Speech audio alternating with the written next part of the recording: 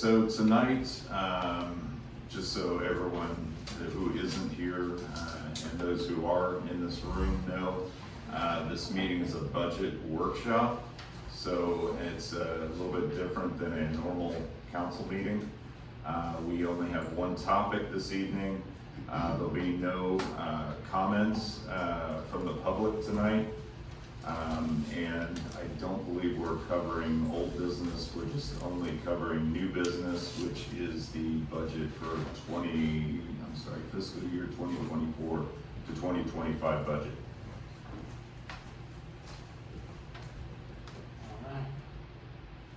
You want me to take over from here? Kendall, if you would start with your presentation, please. I'm going to share my screen so everybody watching should. Kendall, technically, do we have to make a motion to discuss, or because it's in a workshop, are we good? Because it's work. This really isn't a meeting. But if you feel more Okay. comfortable making a motion to discuss, Nope. you can. Nope, we're good. Okay. All right. It's a workshop. All right. Pull this up here. It is Sharon. Sharon, can you see my screen? I surely can. Okay, fantastic. So, Can I say one thing first? For people listening about the meeting, oh yeah, so we don't necessarily have public comments because it's a budget workshop. But I know there wanted to be a mention of the meeting, the TWIA meeting. yes. That's up to the mayor. That's fine. If you don't mind making a brief comment. Yeah, I just wanted to Mr. Paul mention it Lynn for just people wanted that to make a are quick called comment. in. I want to just mention to people watching online and the people that may not know that there's a windstorm insurance meeting at 9 o'clock on the 9th, Tuesday at the Tremont. And so anybody that is available to go and talk to them about not raising our rates for our windstorm insurance need to go and testify saying that we're not want our rates raised because we don't need any more cost than what we have already. That's all I need to say. Thank you. All right, thank you. Thank you, Paul. Hey, Paul, Yes. can I get clarity? You said Tuesday the 9th, Yes. but the 9th is a Thursday, isn't it? No, well, then it'd be the 6th. It'd be Tuesday the 6th at 9 o'clock in the morning. The 6th, okay. Okay, thank It'd be you. nice if somebody, council or mayor, would attend to voice our opinion. I appreciate it. 1 week Thank you. from tomorrow. Thank you. Okay. So what I wanted to do first is take you through a brief PowerPoint presentation. We'll highlight some of the things about this year's budget, kind of slow walk you a little bit on what to expect, and then we'll jump straight into the budget itself. So, and for a couple, three of you, this is brand new, and so hopefully it's educational. Briefly, a budget timeline. July 8th was when we received, or when we had to submit our information for the truth in taxation calculations to the assessor collector, which also included our decision to enact a homestead exemption. So that information was provided to them, so if anybody's asking, yes, those calculations are built into the numbers that you will see later on. We have received back from, right here, the July 26th, the assessor collector submits the appraisal roll to the entities and then provides us with our truth and taxation numbers, which we'll talk a little bit more about. August 10th is our next deadline. It's actually the 12th because the 10th is a Saturday. So by August 10th, August 12th, the city will have to propose a tax rate to the assessor collector. So tonight, the goal is we'll walk out of here with kind of a consensus on what we think that rate could be. We'll actually vote again, we'll discuss it again, not necessarily a vote, at the August 8th council meeting. And we will send that proposed tax rate to the assessor collector by Monday the 12th. You still will have one more chance later in September. The 30th is the deadline to adopt the tax rate. So there will be a budget hearing, there will be a tax rate hearing, so we'll still have to go through those steps. That's when you will officially vote to say, yes, this is the tax rate we want to adopt for next year. Okay. Some of the definitions of things we've been talking about, truth in taxation. The things you're going to hear mostly tonight are the no new revenue rate. And the no new revenue rate is the tax rate that will be needed to collect the exact same amount of taxes as we collected last year based on this year's property valuation, okay? The voter approved rate is that no new revenue rate plus 3.5%. So, and that is the maximum allowable tax rate that we can pass without a vote of the public. So that's the maximum the council could authorize without taking it to a public vote, okay? And then I threw in this last definition of the de minimis. And this is, we're not going to get much into this, but Mayor Bauer wanted you to be aware of this caveat. So the de minimis rate is essentially a rate that's going to generate an additional $500,000 in tax revenue above our no new revenue rate. Now, a city of our size can take advantage of that. But you know, we know that we have some pretty substantial capital projects that could need to take place over the next couple of years.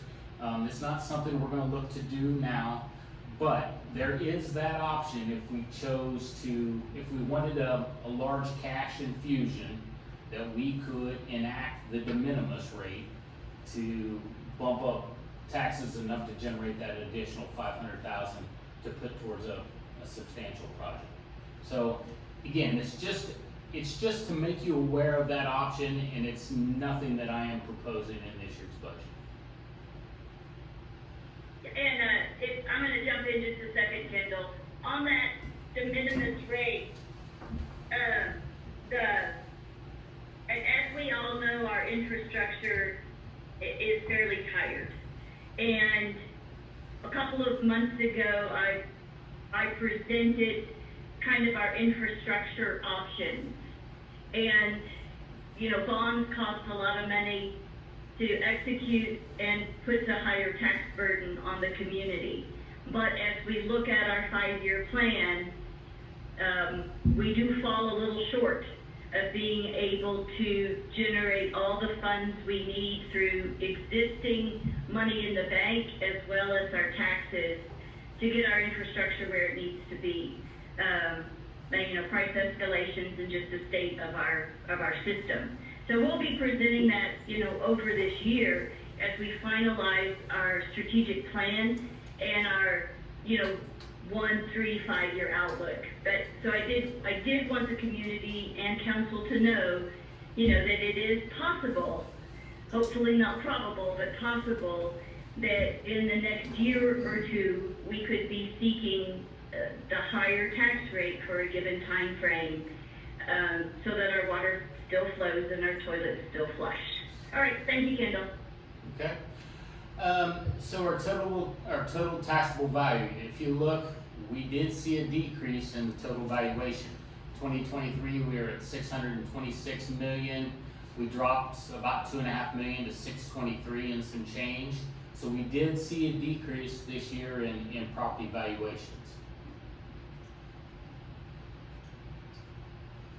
Currently, our tax rate for this year for 2023-24 is the 0.13954. The rates for next year, the no new revenue rate, you'll see is the 0.140, which is, so we're just slightly higher because again, that's the rate that is needed to generate the same amount of taxes as last year based on what we now know to be a lower valuation this year. So that's why that number's just a little bit higher. The VAR, the voter approved rate, you'll see is again 0.05% or 0.05 higher. Again, that's the no new revenue rate plus 3.5%.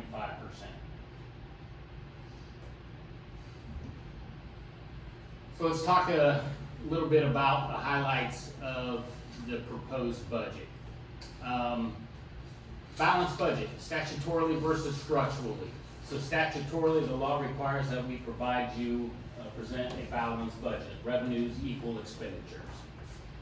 Structurally balanced budget is essentially, it is revenues equal expenditures minus transfers that are required to balance it out. I will tell you that the budget that we are presenting this year is statutorily balanced, but it is not structurally balanced. We will call for some transfers out of reserves. Most particularly in the hotel occupancy tax. And as we walk through the budget, you'll understand that a little bit more. This budget also is based on the voter approved rate and not the no new revenue rate. And again, all this is a draft and can change at the council's decisions, but this is the budget I'm presenting. Staffing, a couple of key notes. This budget proposes some changes in staffing, and it calls for the creation, essentially creation of 2 positions, but one is reclassifying a current employee, and the other is creation of a new position, which is the utility billing accounts payable. This position would handle the utility billing and would be a financial backup for the finances, would handle the accounts payable to relieve Esther of that day-to-day burden. They would also be backup for payroll and those types of things that we currently do not have. The community coordinator position is it is basically what it says. It is the focus of that position would be community events, community outreach, marketing the community, and a lot of those things. They would also, that position would oversee the pool and the parks as well as along with community events. And then the code enforcement, currently we do not have a code enforcement officer. The budget does allow for rehiring that position should the council choose. Like I said, it is built into the budget currently. This budget also has a 3% cost of living adjustment built into it across the board for all employees. The CPI, the change from June of 23 to June of 24 is exactly 3%. And that is where the justification that I use for the cost of living adjustment. Health insurance, we're fortunate. We're going to see a 0 premium increase to the city and to employees. I just wanted to make a note of that as we're discussing this budget. So that's a good thing. Audit. This budget has funds built in for 3 annual audits. We're being told that the 2021 budget or audit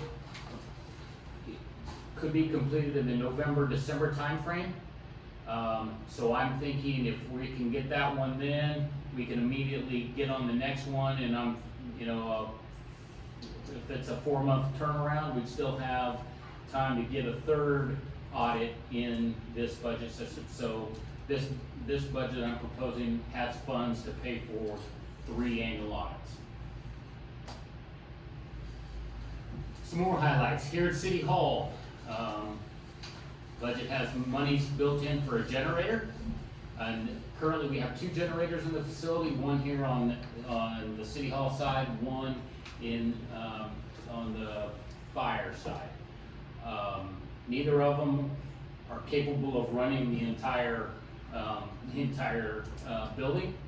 And so the proposal would be to, switch to one generator that is adequately sized to power the entire facility. And so there's monies built in for that.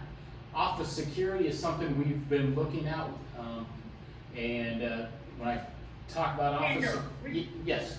Would you also point out the generators are really past their life? They are. I've been told the one I mean- here is 10 years old, the one that's on the city hall side. And during Burl, we had electricians here half a dozen times, if not more, to keep limping it along. The design isn't very good, the placement, it was overheating a lot. And like I said, we were not able to operate the entirety of this facility. The elevators didn't operate.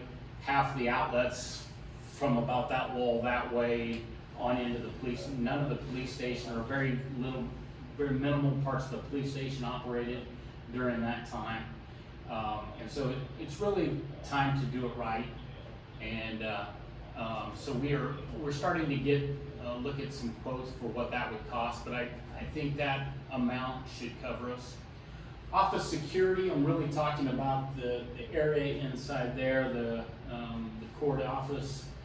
Right now, it's kind of come and go. We try our best to try to keep citizens out of there and that door shut, but we would like to reinforce that area. Options as far as possibly a keypad or a card access to allow people into that. Yes, please. Can we ask questions? Sure, yeah, absolutely. Okay, I talked to, I come and visit the court and talk to our judge and prosecuting attorney and had a conversation with them about the court security. And they pointed out to me that, there could be money sitting on employees' desks, but I saw, how people were wandering in and out. Mm-hmm. And so I think it's real important that we make that area a lot more secure. No, absolutely. So that, some of the initial things we've looked at, currently if you were to see out there, you'll see the roll down doors that come down. I'd like to see those replaced with quote unquote plexiglass, a security glass with teller type pass-throughs in there. A reinforced door, possibly reinforcing the wall here, and just to secure that area better. So that's we've set some money aside for that. Will the main entrance be reinforced as well? I mean, there should be some type of sign-in system, I think, right? I mean, the way that people come and go through this building is not secure by any stretch. I don't think I've been to another municipality where it's so open as this one. I mean, it's obscene. We do have a lot of people that come and go. I mean, it's a free-for-all at times, and we don't restrict. So that's the I don't know, the catch-22. You want, it's a public building, and how much are you willing to restrict access to the other parts? But the reality is that employee safety probably should be paramount. Yeah, I mean, you sign in, sign out for sure, and Yeah, the other point too here to make, Kendall, is when we get into the budget, and you guys have probably already seen it, there's a line item under revenue for court security and court technology. So, Texas passed laws that said a certain amount of your court fines had to be allocated to improve court technology and court security. So we've been collecting that money for, I forget when we passed the ordinance that, allowed for the official tracking of that. But there is money aside that we've been collecting. So we were really supposed to be enhancing court security since we passed that ordinance. Taz, do you remember when it was? And, cause you and I looked it up last year. Anyway, it's been multiple years that we've been collecting money to improve it. And it really is time. I had budget money last year allocated to it, I think 10,000. And unfortunately, we didn't make any progress on it this past year, so. Okay, Okay, sound system, that's talking about in this room here. We'd like to see some improvements made to our sound system up here and possibly the addition of some cameras that would allow us to better, stream these meetings. And, so we have allocated some money towards that.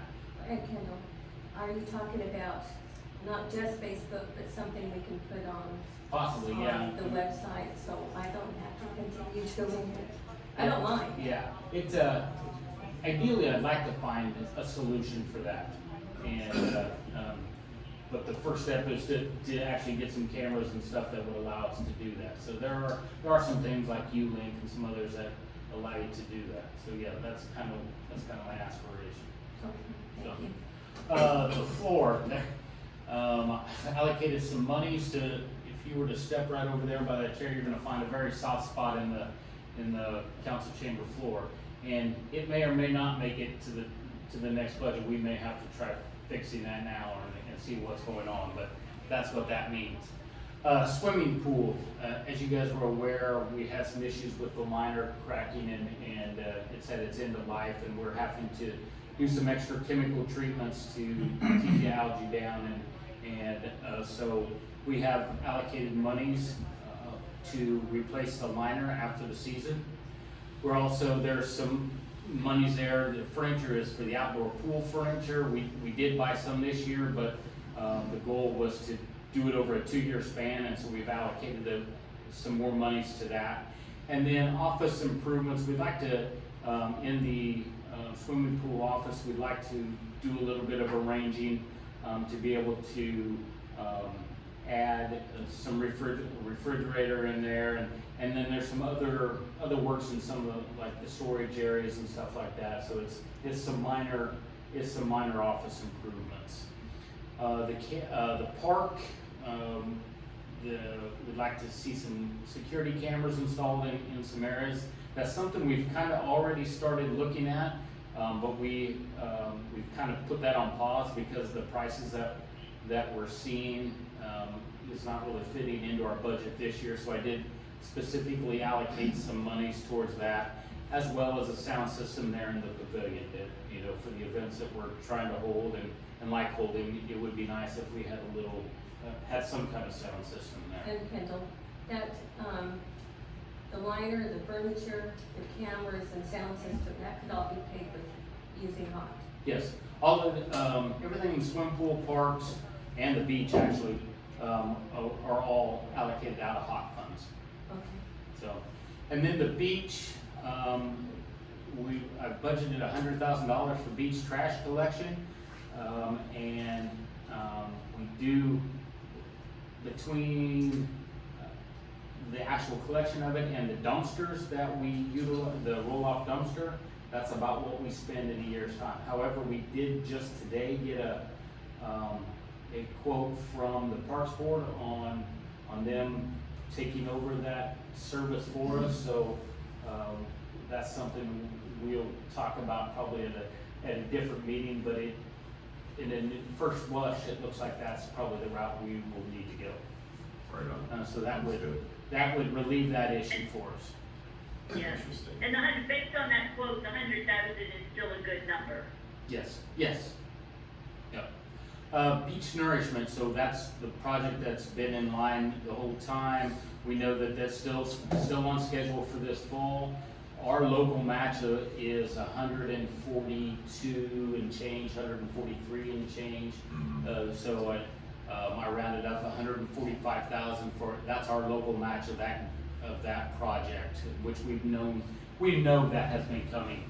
Dune fencing, obviously the last 2 storms wiped out any dune and any fence that we had there.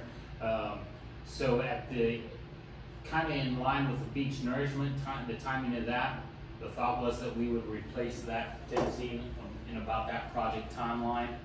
And then the dune restoration area, the GLO has told us that we can outline an area, restrict an area, designated as dune restoration.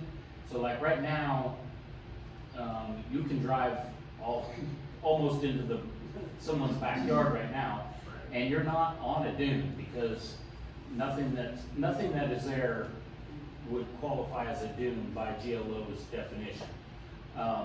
But my intention all along has been to put up a physical, as part of this beach nourishment, I thought it was a good opportunity for us to start over with a clean slate on the beach. Or eliminate the signage, rethink it in a holistic view. My idea was about putting up nautical rope as a physical barrier so vehicles cannot go past a certain point into the dune area, and anything north of that is the dune restoration area. And then obviously the dune fencing would be in there, and then get some fresh sand from the beach nourishment. And then as we look at other projects, Christmas tree projects or whatever, as far as dune restoration, that's kind of the idea. And so that 40,000 would be for basically the bollards and that nautical rope to define a dune area for us. Would that be just a certain area or the entire? It'd be the entire length of the beach. Yes. And then beach user fee with question marks, because you'll see we do have a fund built in the new budget for the beach user fee, but you'll see that it's blank because we don't know where we're at on that. On the utility side, water, I've put money in for the system-wide engineering project that we have discussed, that $314,000, and money for boring under the canal on the north end of the city, $250,000. The engineers estimated it to be just shy of $200,000, but I put in some additional. And then there's a note there about water line replacement. So we're not. We don't have any other projects specifically outlined for next year's budget, but if, of course, we know that if we decide to go the next step with another project, that we would ask for a budget amendment to bring monies over from reserves to fund another project if in that time frame the council decides they want to move forward in that direction. So that was just a note to myself to mention that. On the wastewater side, obviously the hurricane kind of identified our weaknesses.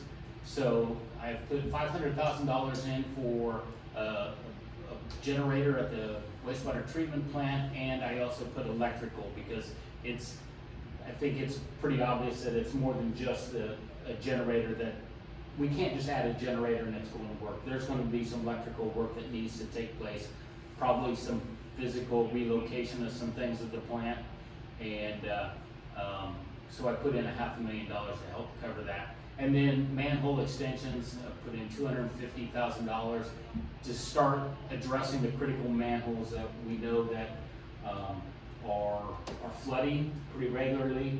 You know, this last week of rain, the one over here south of 3005 has been underwater pretty much that entire time. So there's some of those critical manholes that we need to start addressing right away.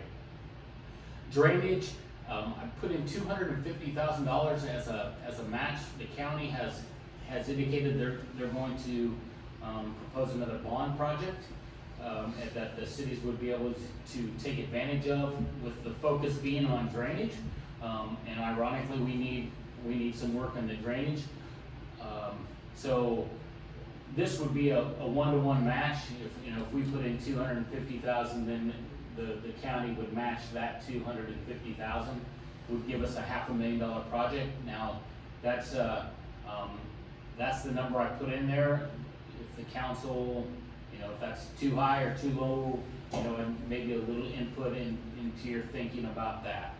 And then miscellaneous, Wait, Ken? yes, So what area are you talking about working on this drainage? Lily, we haven't identified a specific area, but there's several areas of need. Can I remind you of Beachcomber? But, Beachcomber would be one, we know at the strategic planning, we were John Silver, I believe, was mentioned to us. Jolly Roger, I mean, we got some issues. Yes, Gil? Yeah, what I see in, it struck me as timing. I know with the roads, the county did the engineering, they did a survey. It took probably a year and a half, just to determine the scope of work. So, timing, maybe. As far as getting the project. Allocating $250,000, it may be 2 or 3 years now. Before Before we're they even ready. determine the scope of work and. Right. Well, and that's possible, you know, this project or this whole bond issue thing is new to me, so they just announced that they're going to do that. They didn't really say the timing, but I wanted to make sure we had given some thought and put some money towards it in case they come knocking and say, we got some money for you, we want to be It prepared. didn't work that way with the roads. Okay, well that makes sense if they're doing some of the engineering and stuff ahead of time, yeah, so. Well, they did surveys, they did a complete survey Okay. of the whole community. They listed the condition of all the different roads, and they recommended to council and to the mayor that what roads should be replaced, repaired, what have you. Okay. And at that point, early on, they did determine a money amount. They had already got their bond approved. So the bond has to be approved, then they're gonna look and see, they do that, you know, to get the bond. It's sort of it was a learning curve for me too. Sure. I just don't think it'll be. Well, it may not be, and but Gil, can't. who performed the survey? The Who county did performed that? the survey? I forgot the engineering company that did it, Okay. but it was a regular. But it was contracted through the county? It was Quite all honestly, county. I'd welcome the county to do that for them. That's They did a great the heavy job. lift. Yeah. In fact, I still have all the drawings and everything, I'll give them to you. That would They did make our money go significantly farther. So. They did a fabulous job. Okay. Well, so it's there. It sounds like maybe we won't get to it next year, but at least I we just have thought I'd some money mention out that there. because- Yeah, well, that's good. That's good information. That's all. Yeah. Thank you. Miscellaneous, walking trail, so, Mayor Bauer has a thought about the area north of the wastewater treatment plant. There's that, vacant land there, right where the bulkhead is being replaced, that, we could utilize that green space to build a walking trail, develop a walking trail and some amenities right there. I put in just a small amount, $35,000, that would help kickstart that project a little bit. And so, Mhm. but make you aware of that. So, before Sorry. you go past Sure. that slide, just real quick, did you have something first? No, go ahead, now I'll come after you. I just, on the wastewater side, I guess I'm not seeing anything on the side of maintenance, and I was just curious if that's something, Well, there is some built into the budget that you'll see. I just Okay. didn't. These are just kind of high level right? type things. Because I know just like some systematic things, like with a water line replacement, maybe we're not gonna replace any lines, but some of the even quote-unquote new lines are aging and they need to be tested. And some of those things, I just wanna make sure we're prepared to do that. Okay. And it should be identified because it's important. Okay. We just had a failure today, right? So, I mean, if we can get out ahead of these things as soon as possible, so we're not so reactive, it'll cost us a heck of a lot less than money, right? So, Okay. thank you. One of the things I don't see, and maybe it doesn't fit in this part of the budget, was the pickleball court. It was a big thing here where our guys wanted a pickleball court. And we got an actual, quotation to install one. I think it was like $40,000. But it never went anyplace. So maybe someplace, somehow, I think it'd be good for the community. Okay. And cost-wise, it's very reasonable. Sure. And, you know, that, as we were doing our strategic plan, I think that got brought up, you know, amenities and pickleball. But since we hadn't really fleshed that out any farther, I didn't put it in there, not saying that we couldn't still put in some money for it. It would, I mean, that would be hotel occupancy tax funds. We could add that to the budget if the council wants to, you know, look in that direction. Just a thought. Okay? More of a budget. Yeah, no, Gil, I think that's a good thought. And my thought was, this year we're spending quite a bit of hot on the beach. Between the $143,000 for the beach nourishment, our portion of that, do fencing restoration, and then just the new pool liner. Our hot tax budget is getting hit pretty hard this year. And Kendall already is moving money over from hot reserves to cover some of those expenses. So I think that's the other reason we didn't put a pickleball court in the budget at this point, is because, you know, we'd like to stay positive on our hot tax expenditures. Mayor, But as Kendall pointed out, I think if we flush that out in the strategic plan, we'll have a better idea of funds, you know, versus those amenities. Tana, were you gonna say something? yes, ma'am, thank you. With a public information request, I got the encumbered hot, which was a few years ago, $2.1 million. So if we can use some of that for a pickleball court, or should I say, you know, how much is left of that encumbered money for hot? Yeah, we definitely can. It's also that, you know, and we'll flush this when we meet back again for for the next phase of the strategic plan. But Kendall is right, we can put some monies in here as kind of a placeholder if we wanna consider that, you know, definitively this year. But we also have a lot of infrastructure needs. Yes, ma'am, thank you. All right, thank you. Okay. One thing that we have talked about internally is a Org chart. organizational chart. I just lost the name of it. So I put that together, and you will see that it references some of the positions we talked about. The community coordinator, the utility billing accounts payable, and again, of course, the code enforcement officer that was already there. I mean, already is a position, but whether or not we chose to refill it or not. But I wanted you guys to see that. Any questions about that?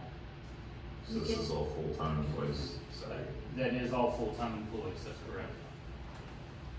Can we get this on, when it's passed, can we get this on the city website? Sure. Yeah. Thank you. And then here is a breakdown of the positions and how they are funded. And just quickly, you know, my position, administrator, broken down equally. GF is general fund, obviously HUD, the hotel occupancy tax, water and wastewater. Very similar with which would be, you know, my goal would be to combine city secretary and finance. 40% to the general fund, 20 in hot, 20 water, 20 wastewater, break it up through the departments that they affect. The community coordinator, the position, that one of the positions I talked about is 100% hot funded. Municipal court clerk, 100% general funded. Then, you know, it's a, code enforcement, 90% general fund, 10% hot. The building STR clerk is 50-50. The development position that we just passed at the last meeting, is a 60-40 split between the hotel occupancy and the general fund. You'll see our police chief is at a 70-30 split. The lieutenant is at an 80-20, and then the sergeant, all officers are at 90-10 split. Lifeguards are 100% hot. So that gives you an idea of how the funds are allocated to the positions. That's the best write-up I've seen in all the years that I've followed the city. Thank you very much. You're welcome. Very nice. Well, that takes care of, let me get out of here and we'll go into the nuts and bolts of this thing.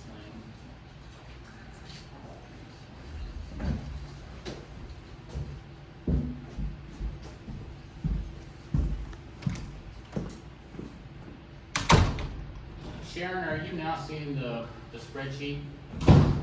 I am. Okay. I love it when technology works. Right, exactly. So, okay, so, for those of you, and actually I need to start here. So as you know, we are transitioning to a new accounting software. And in doing so, we are basically rebuilding the budget, completely. And so we started from scratch, all new fund numbers and codes, and we also broke down into some different the departments into different funds. So the structure as it stands right now, and when you look at, I'll just flip over here, you'll see a fund number, a department, there'll be a number that specifies the department, and then a line item. So everywhere that you see line 71100, that will always be salaries. And the thing that will differentiate is what department it's in. 10 is the general fund, department 14 is administration. So anytime you want to look at, when you ask me how much is our salary line item, I can go to 71,100 and know that that's all it's going to be is salaries across all departments. So as you can see, the general fund is now broken down into administration, the building, code enforcement, fire and EMS, municipal court, and police. Hotel occupancy tax, it has an administrative department, community coordinator, development, parks and pool. The beach user fee is just it by itself, it has an administrative line item. And then what we used to term as the municipal fund, are being reclassified as utilities because that's what they are. They're utility funds. So water, sewer, refuse, and then we also have a capital improvement fund.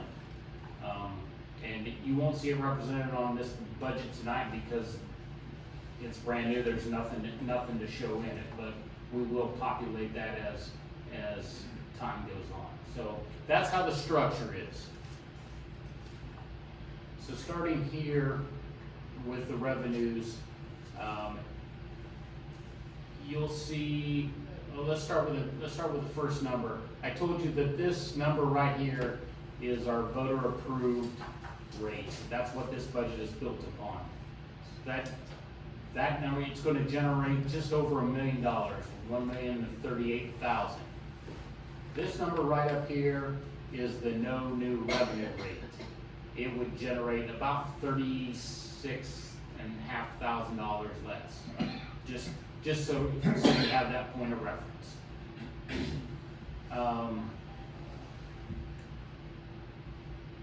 There's a couple of key things that I will let me make this just a little bit smaller so you can see the entirety of the category. Should be able to, you can see the, yeah. Best laid plans. Okay, so 2023, our current year, we're projecting $2.6 million in revenue. 2024, the general fund is projecting 2.18, so almost 2.2.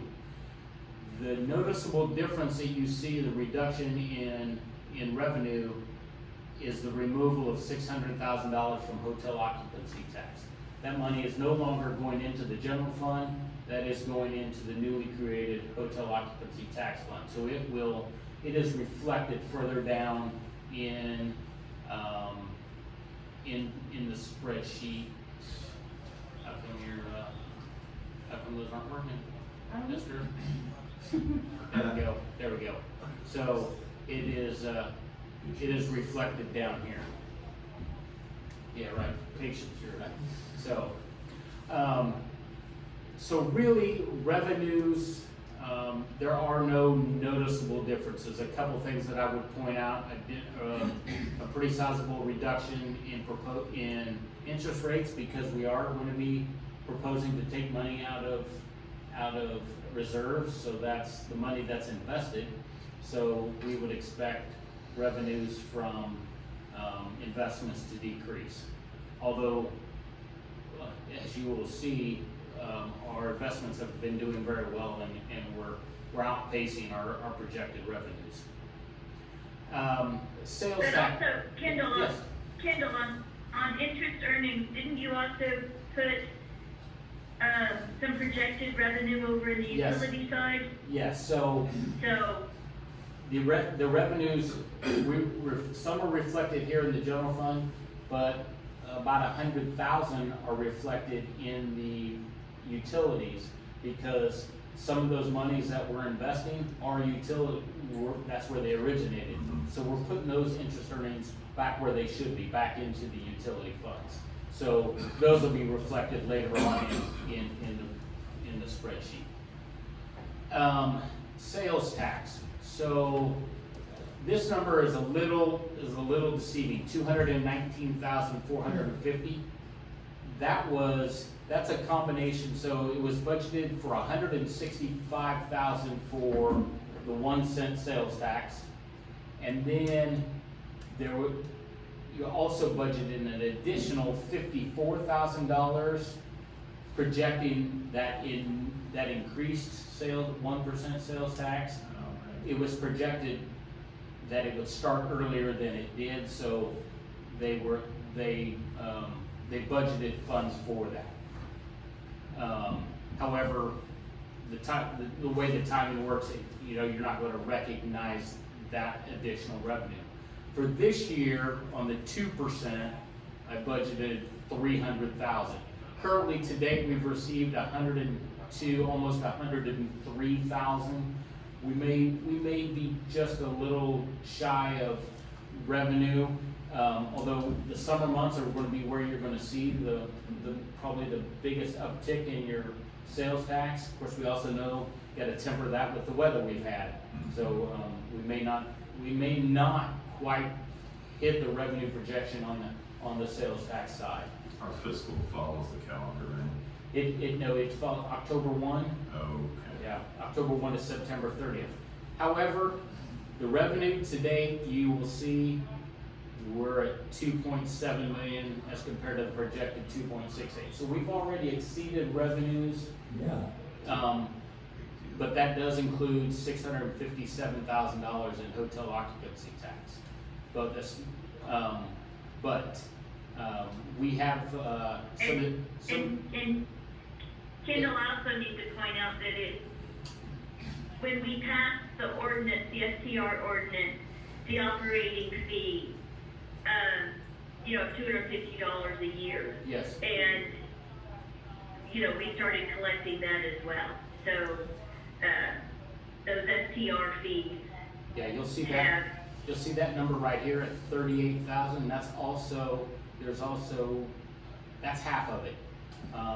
The other half is allocated to the utilities. 25% to the water, 25% to the wastewater of that additional 50. So about 20,000 into each of those two funds too. Of course, court fines, we've exceeded that substantially, but that was a lot of work on getting those back fines caught up and stuff. So another area, building permit fees, we've doubled our revenues, our revenue projection, and a lot of that has to do with actually getting out and charging the fees and doing what we're supposed to be doing. So, good things on that. Any questions that I can answer about revenues? I mean, it's pretty straightforward. One thing I'd like to remind people of is if we had 2022 shown up here also, just to give an idea, court estimate used to be, what was it, 280,000? Esther, maybe you can remember what 2022 was, I don't have it here in front of me. So we had already projected more money this year based on getting all of the back tickets paid. But the court has done a great job of bringing in a lot of back. So I have to we had tell you- already projected extra money and have exceeded that. I have the budget for 2022 was $180,000 for court fines. Yes, we've doubled it. Yeah. So, Yeah. That was just because of really kind of, a lot of stuff just wasn't tracked as much. We just didn't have the staffing in the past to focus. As I kind of walk down through this again, so here's the administration budget. Well, and Kendall, I guess I'm gonna jump in here one more time. So if you think about how our permit fees are so much higher than they were last year, and I know a lot of the community is saying, wow, look at all the staffing we have now. But that staffing's actually paying for itself, on things we really weren't doing before, and we were leaving a lot of money on the table before. So, the staff really is paying their own way based on, we look at hot tax, and so I know it seems like we are staffing up, but that staffing is generating revenue. I'm glad you brought that up. Yeah, I'm glad you brought that up because you can see there's a direct correlation in the increasing of staffing with the revenues that are being pulled in from precisely what they're responsible for, so that's great. Yeah, I mean, they were overworked before. Right. We had one person doing 4 jobs before. Okay, all right, good point.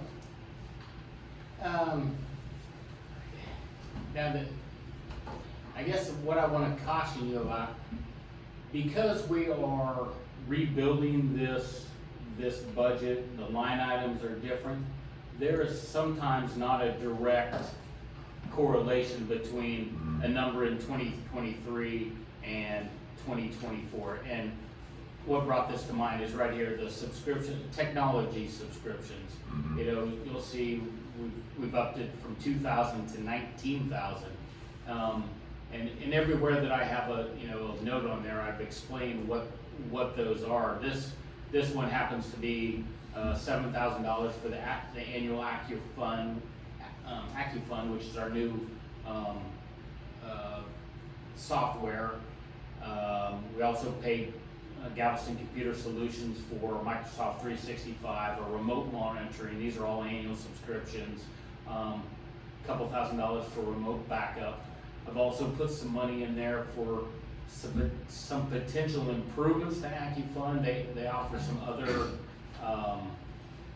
other things we can add on later. So to do requisitions, purchasing, payroll, some other additional modules in the software that would help make us more efficient in some of those areas. So before there was there wasn't a subscriptions to technology, so those types of things may have been spread out across 3 or 4 different line items, honestly, with very little rhyme or reason in some instances. They put the money where they thought it could best fit, and did the best they could to try to describe what was in that. But a lot of our time building this budget has been going back and Esther pulling up the lineup and say, well, here's everything that was in this. How can we better break it out into something that makes more sense? Couple of other things, printings and, The other thing, Kendall, the other thing too, I should point out here is, by law, we are required to track our hot expense. And it was done before, and we can do it, but it was not clean. And so AccuFund gives us the ability to have separate funds within our overall budget. So it allows much cleaner, it's gonna make life much easier for Esther, because she doesn't have to kind of manually track expenditures in all these different areas that by law we're required to do. And so, this is, I know right now it looks very lengthy and convoluted, but once we're into AccuFund, Esther's gonna be able to generate the reports that help us look at all the different expenditures, lined up in different ways. So we can see overall what our spend is against budgeted amount, and then we can also see per fund where we're at. So it's also gonna be much easier to generate our general hot tax reports every year that we're required to do. And then depending upon what direction we go with the beach user fee, we're all, Kendall's already set it up so that if that's the way the city and council wants to go, we will be able to track that because it requires separate accounting also. So, anyway, just wanted to point out that I know right now it does look busy and it's hard to get an overall picture of it, but we are gonna, Kendall and Esther are gonna be able to generate a lot of different reports to see different views, which we couldn't do before without it taking Esther about a week. Okay, thanks. Sure. Again, anything that, I put notes in anything that I thought might draw some attention. We got $45,000 set aside here for building and grounds maintenance here at City Hall, but that's some of the things we talk about. $15,000 for the council room floor, if we get to that point. We have $10,000 for mowing around here. There's a desire to put in an RO water system here for drinking water, and put in some monies as we add staff, and we're kind of short on space. The potential for maybe walling off a larger office into 2 smaller ones or something like that. So we're trying to rethink what the flow of this place might look like to better handle staffing. And the other thing I would like to point out there is we're not showing expenses to date on these line items, but and Kendall jump in here, we way overspent on City Hall maintenance this year. Between the work on the generators and every AC system has gone out and had to be replaced. I think we've replaced 3 air conditioner systems, four air conditioner systems this year. And the roof. And the roof. The and front the door, the front door that blew in. Yeah, The that's right, front elevator. door that was about to fall in. Yeah. Well, the elevator's on an entirely different line item. Right. But also, we had to redo the ductwork. One of those ductworks went to last year's budget, but one went to this year's budget. So our City Hall has cost us a lot of money this year. It really has. So we will, your battery is not. Grab my bag. Actually, maybe sit at home. Add extra charger. Right? I actually think it may be sitting on my kitchen table where I was doing some work last night. Oh, no. So we may have to think through this a little bit. Go faster. This is broken down, the budget, into the administrative, we'll have an operations an operations portion and then a capital portion, so a capital equipment. This is where I put some of the larger projects. And, yeah, I don't know. Do you have a charger? See if it'll fit this. So the 125,000 in that's the generator. 15,000 technology is the sound system in here. 20,000 is office security. So we got 20,000 here, then we also have 15,000 in the court line item to cover that. Building and short-term rentals, there are, probably the biggest thing you're gonna see right here is the expenditures for technology. The MyGov system that we're going to, and I forgot to complete that note, it says 15,000, that's our annual subscription, but we're also paying a subscription for cloud permit, and that's an additional 8,000. There's 6,000, roughly 6,000 in there for Granicus. So that's how we get to that 30,000. I apologize for not completing that note. And is Moody Code in there somewhere too? Muni code? No, because we don't utilize it yet, so. Oh, we're not paying for it till it's. We don't, until we get it finished, so.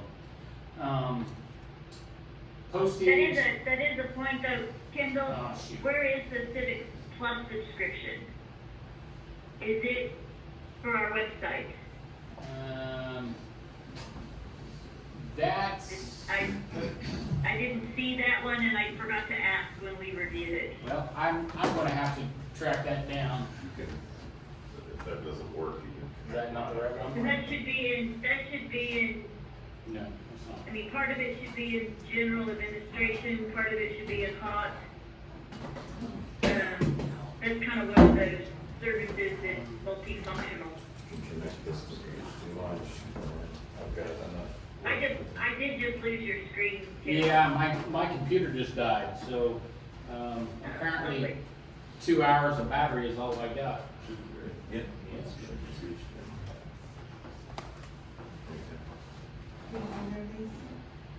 But I'm not on Teams. on the Teams meeting. What do we got Oh, we can do it the old way, you just walk us through here? Yeah. on paper. See time. Let me see. Somebody sing a song or something. You got it? It's up there now. Yeah. Oh, look at it. Good job, Mary. You might have to you'll have to rejoin the Teams meeting, Kendall. Yeah, I have it connected to my PC. I don't even know if I have Teams in here. Probably do. That's it.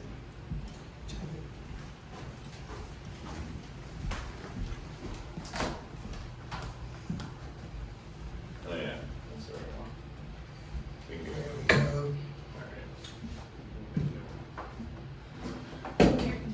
That's one way to point out the need for a good generator. Right. Alright. You only got 2 hours of battery. That is kind of crazy though. I thought it would have lasted longer than that.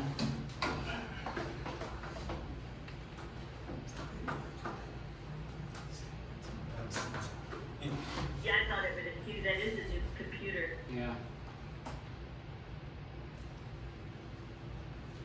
The one I inherited that we found in a drawer, my battery lasts about 20 minutes, so you've got me beat.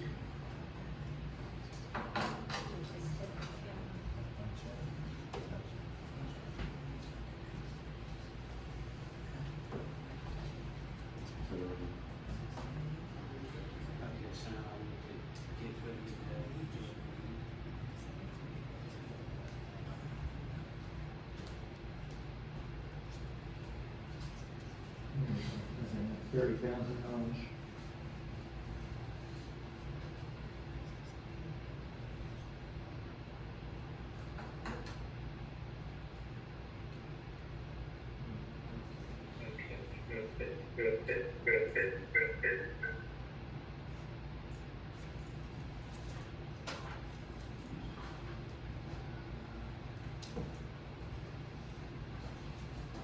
Okay, Mayor, are you seeing my screen now?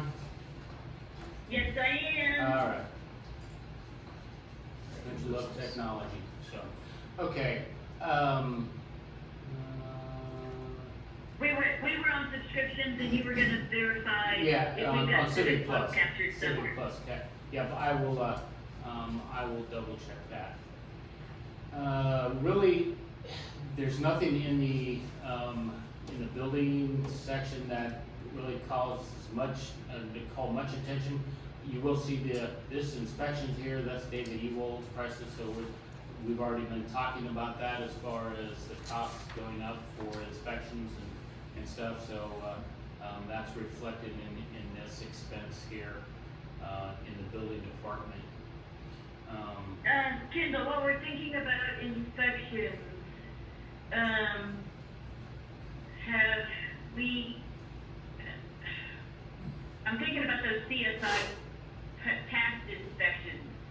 Yes, Has David, I mean, I know we're planning to spend it out of this year's budget, hopefully. yeah, he's planning to start, we've already talked about it, he's gonna talk about getting, actually, he was talking about getting started on that last week when we had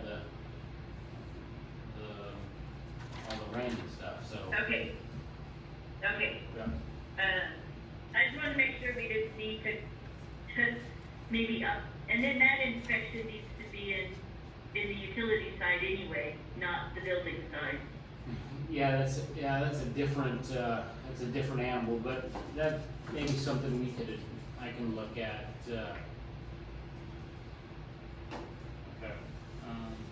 I mean, I don't think we need to add another, I think our estimate, I think it was about 30,000 to get all those back ones done. But, we were intending to spend it out of this year's, not next year's. Right, yeah. I'm sorry, why did inspections double? So these, It's our cost. the cost went up and we're doing more We inspections. do more of them. Doing more of them and the price went up, Hmm. yeah. Okay. Code enforcement, very bare bones budget. There's some money, training, and that's one thing I wanted to point out. Every department, you're gonna see that I've included money for training, for the training and for the travel and meeting expenses. You know, we've talked a lot about, trying to get in our staff professionally trained and so I have incorporated money into each department's budget for training and travel, so that we can make certain that we get that accomplished. But You know, again- Kendall, I'm not sure where we're at or where we're gonna be at, but, where code enforcement is concerned, we might need to up our legal services. I'm hoping we don't get into a point where we need to start condemnation proceedings or any of that. But, we need to keep it in mind, you know? Right. Cause we know we have a couple of houses that would be justified in condemning. Yeah, we But could, that's gonna involve a lot of legal costs. right. So I don't know how to capture that and keep it in the background. I can tweak that a little bit. And then also, I guess I need to ask council's opinion on that. I mean, I don't know where we want code enforcement, how aggressive we want to be on pursuing some of these homes that really are, you know, very substandard. And maybe that's a point in the August 8th meeting, we could bring up and have a little more discussion to know what, and we can have some offline discussions about, do we need to add money in the budget for that? We might not be there yet next year.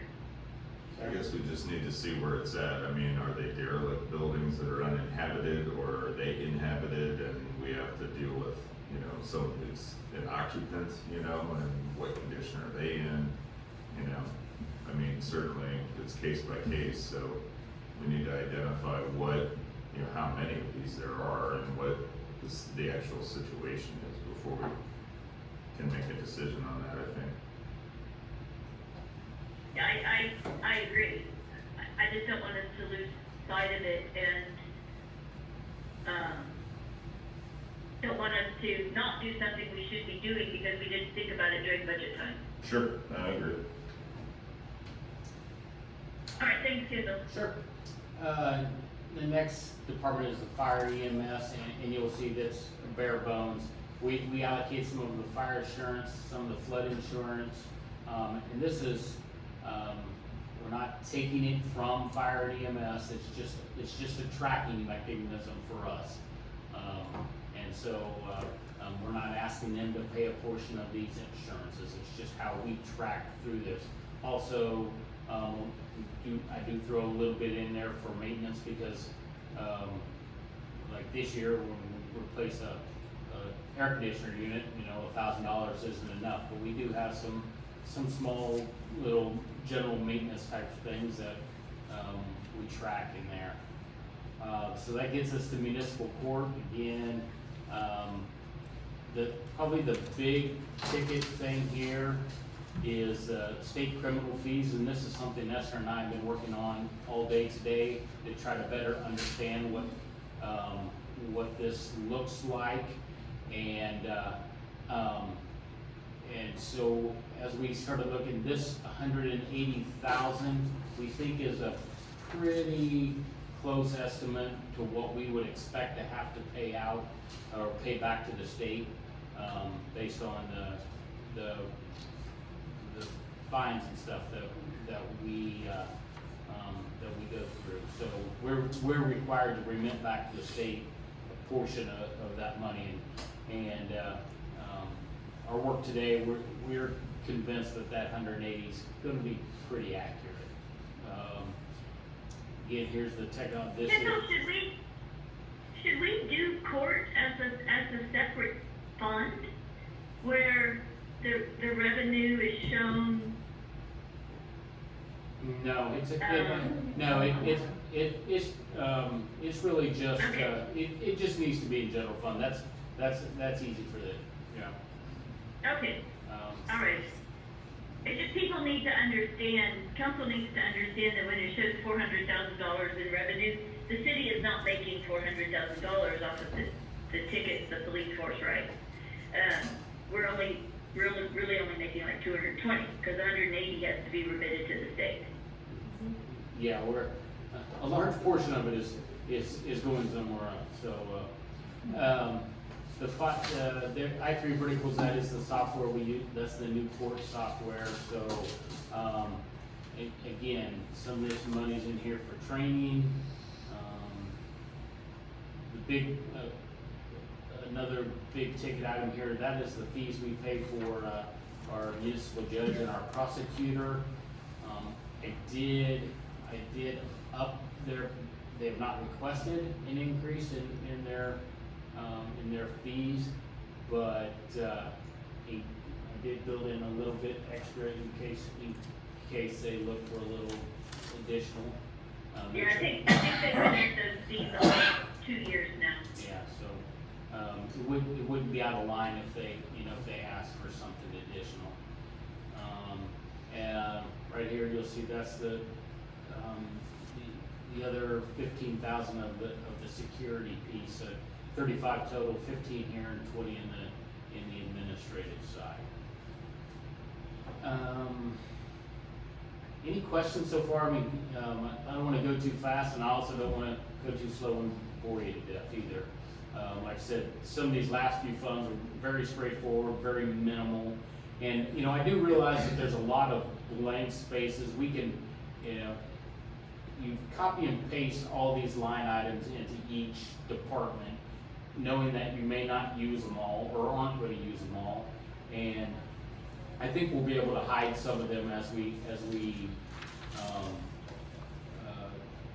for future, you know, so you're not looking at pages of zeros all the time. But for this exercise, it was good to show everything. Again, you know, you're seeing the totals. Take this with a grain of salt because not everything is apples to apples for the new budget and the old, but we're right in line with you know, where we were last year as far as the expenditures in the municipal court. Police department, again, you'll see a decrease in salaries. That's because we've reallocated some of those funds. The chief's salaries, the lieutenants and the officers to the hotel occupancy tax. So that's where you see a decrease there in the salaries line item. But again, I think it better represents and captures what it needs to be. Don't see anything really out of line. eForce is their ticket writing software. There was a question about, yes? What about equipment and supplies? Okay, so if there's any unexpected things like needing more tasers or something like that. That's under contract Got it. services. Yeah, so, so actually, we did the annual fee for the tasers or lease is built into the contract services, but also, that's also our dispatch and animal control, so it's not all $20,000 for tasers, but that does, account for some of the increase in the contract services. So you were saying equipment and supplies? Yeah. Of course, here's, you know, the marine side of things, we left it basically the same. I think there was $1,000 increase in fuel. Vehicles, that's the annual lease. And Mayor, to clarification, you had asked, that is a lease purchase, that is not a traditional lease where we have to worry about mileage. Okay. It's a 5 year, so once that 5 years is done, we own those vehicles outright. Yeah. So, Okay. And, And what are we on, we're on year 4? No, we got them in 2021. 2020. 22. 22. Year 3? 22. You're in year 22. 2. We're on year 2. Yeah, So we Two take going into 122, okay, all right, there was a large, almost $100,000 initial payment, and then the rest of its finances broke out over 5 years. okay. So, and this 25,000 is more than enough to cover that. Did we, why did it go up 5,000? Well, because I put 25,000 in and haven't changed it yet. Since we just got the Well- information this afternoon. So Okay, also, I mean, if we're at the 2-year mark, I think I remember seeing some expense for tires. I mean, if it's a lease purchase, then we're responsible for all maintenance, right? That's yes, correct. yep. Yeah, So, we went through a rash of tires here in the last month since the storms. That's what I thought I remembered, but that 25,000 might not be off, if we think of that. Maintenance, having to- yeah. Yeah, as they get older, there's gonna be those key maintenance points come up. And saltwater inundation, like we just had. Yeah. That's gonna rear its head soon too. It will. And there is a vehicle and equipment maintenance line item that I bumped up just a little bit, right here. Oh, from- okay, Yeah, from Okay. 8,000 to 12,000, but, okay. yeah, so I think we should be covered, so. Yeah, I think so too. Okay. So here comes, What was I'm sorry, what was the police technology again, at 15,000? that is And the marine stuff? radio repairs. Okay. Yeah, and that's based off some expenditures we made last year. I think we had a line item called trunk radios or something like that, Yeah, we did. We something did. obscure, so. And, so I cleaned it up and put it in under there, so. Okay. So here's maybe the biggest discussion of the night, honestly. This is our hotel occupancy tax. So, as I told you, we're statutorily balanced, but we're not structurally balanced, especially at least on the hotel occupancy side. So we are forecasting $600,000 revenue, annual revenue. And we're over that a little bit this year. But I left But we the, should, what's that? yeah, I was gonna say, Kendall, we should also point out, we're a little bit over because of all the back taxes we went after. Yes. Yes. But, so I left the forecast the same at $600,000. Now, we talked early on, we have a lot of projects that we were trying to accomplish, and I have put those, where I put those in development, so I wanna just kind of jump in real quick. We have $500,000 in projects that are projected to be funded from our hotel occupancy tax. 145 for the beach nourishment, 40 for dune restoration, 35 for dune fencing, the walking trail, and 250 for the county bond project. But that's actually, that 250 is actually a transfer from our reserves. That's not hot. But since the development is in the hot hotel occupancy fund, that's why the expenditure is reflected there. But you'll see up here, we got 600,000 in revenue, 250 we are transferring from the capital improvement or our reserves to cover the county bond project. It's this number right here that I need to know whether or not you're okay with. That's $325,000 in those projects that were listed: the beach nourishment, the dune restoration, the dune fencing, the walking trail, 325,000.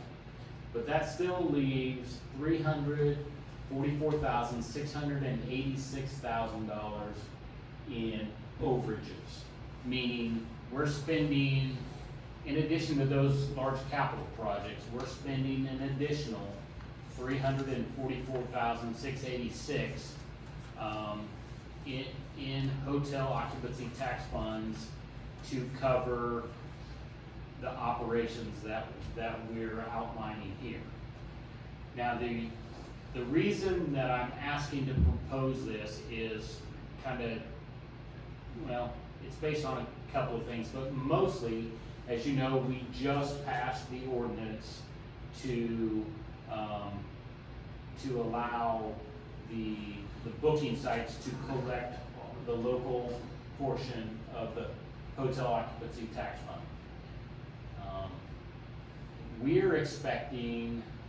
I'm expecting that revenue to increase.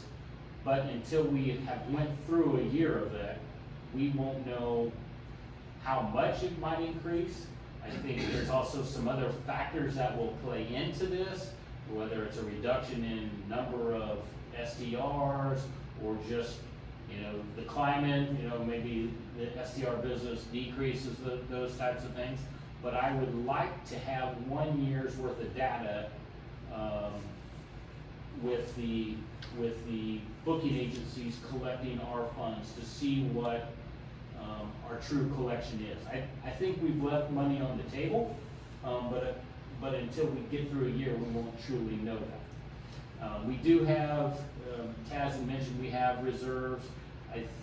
I was trying to get the exact number when I do an annual report. I think it's roughly $2.4 million in reserves, and I should have gotten that number before this meeting, but we do have the number that was reported to the state within the last 6 months since I've been here, because I completed that report, and so. Yeah, and it is about, you're right, Kendall, it's the 2.3 range. Okay, so, And the other thing I'd like to jump in here on that 600,000, if we go with next year 300 STRs, and council, we've thrown around ideas of doing some additional, anyway, looking at our short-term rentals again, and possibly trying to cap the number, limit the number. Those conversations have been out there. But if we go on a number of 300, which is conservative, I think we currently have 345 registered, Kendall. But I know that number dropped. I know that number dropped when we refunded, when some people didn't really want a permit. Yes. But if you go on 300, which is conservative, and if you go on income of $3,000 a month per rental, which is probably about the right number, because some of the homes generate a lot more than that. Most of ours generate more than $36,000 a year in revenue that they bring in. And at the 0.9%, that's $972,000 we would anticipate in revenue next year. So just to give you an idea, the 600,000 probably is conservative, but I don't think it's 100%. I don't think we're going to generate 1.2 next year. But that's just kind of a range of numbers. So, like I said, I would like the year to see what we think the actual collections really would be. We do have the reserves that would more than cover this. If we get to the end, if we get to the next budget year and we see that we're still having to dip into reserves to cover these, then we absolutely need to do something different. And the first place we would look to do that would be the salaries. We would reallocate monies out of the hotel occupancy tax back to the general fund. We also have the possibility of the beach user fee being enacted, that some of these large expenditures, we have $100,000 in beach trash. Right. That could easily be offset by a beach user fee. The money Well, that the we nourishment's spend. a one-time deal anyway, so Yeah, that's not gonna exist in the Yeah, next budget. exactly. There's a lot of these are one-offs, but we're still, like I said, we're still 345,000 overspending.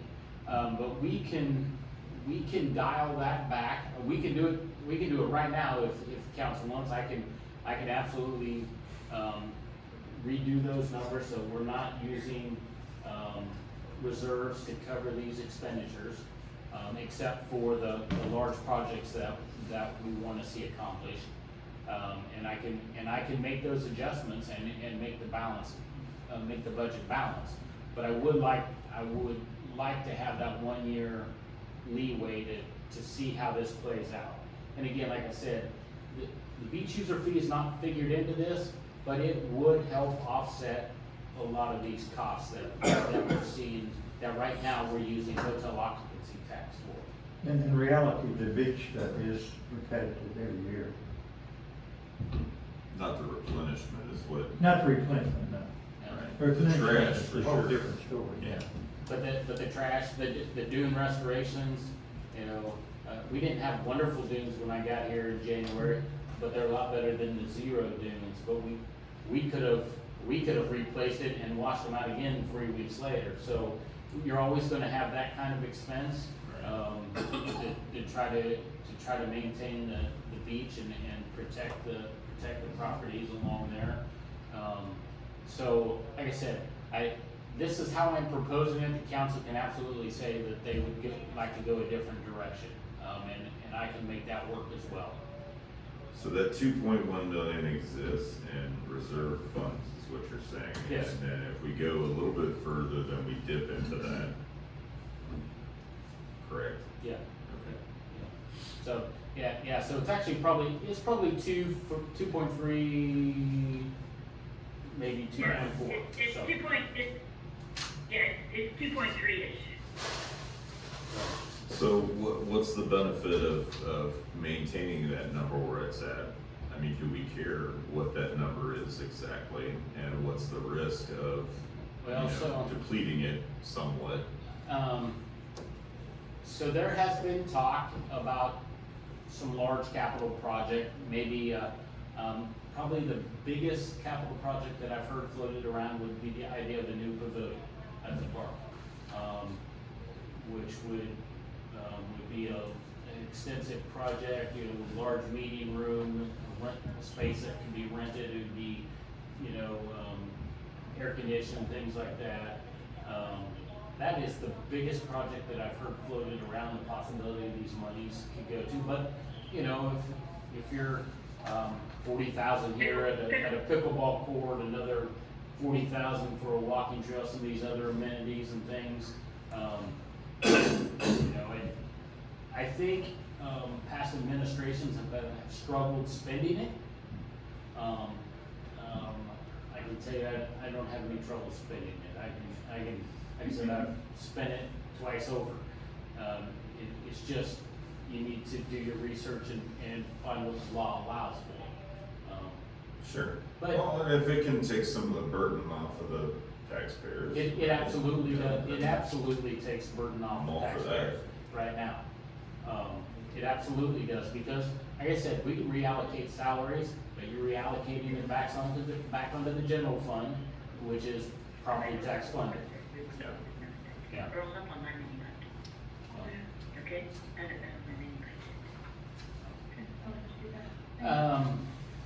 Let's see, so, the administration. Quick Yes, question. yes, sir. So if we can use that reserve to get here, could we not use it for additional stuff to use the no new revenue rate instead of the voter approved rate? So we don't increase the taxes. Yeah, we can,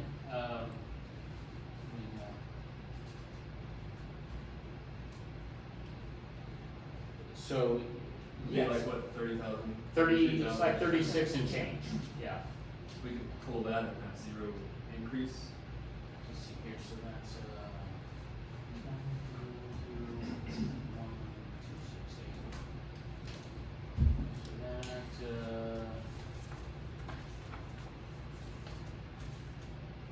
36,757, that, give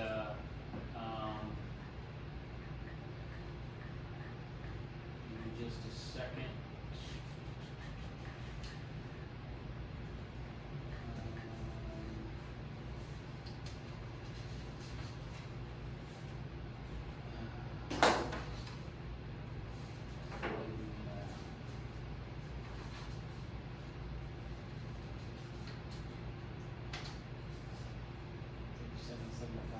Mm-hmm. 36,757. So, yes, we can use the, no new revenue rate, and,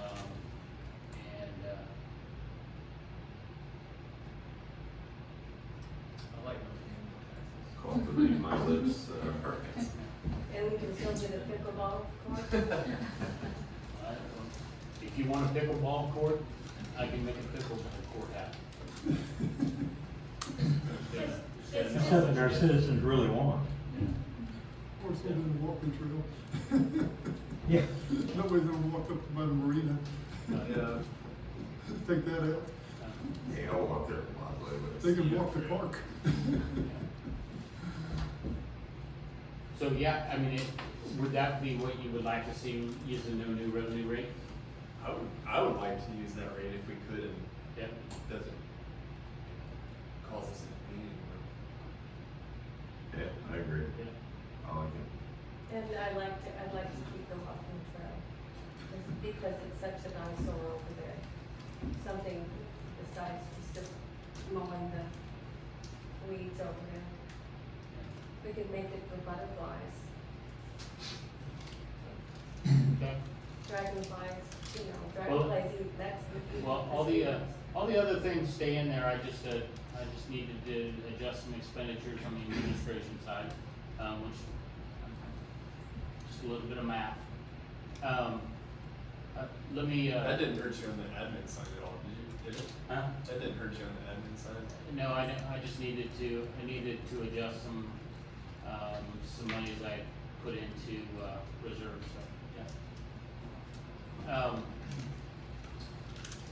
Kinda slow walking through, the administration side of the hotel occupancy tax fund, that's the salaries, like the portion of my salary, the portion of Esther's salary, the portion of the chief's salary, Yep. and the officers. That's where this number right here, and that's why you see the increase, because we reallocated monies in a different direction towards that. Oh, that's a good thing. Yeah, absolutely.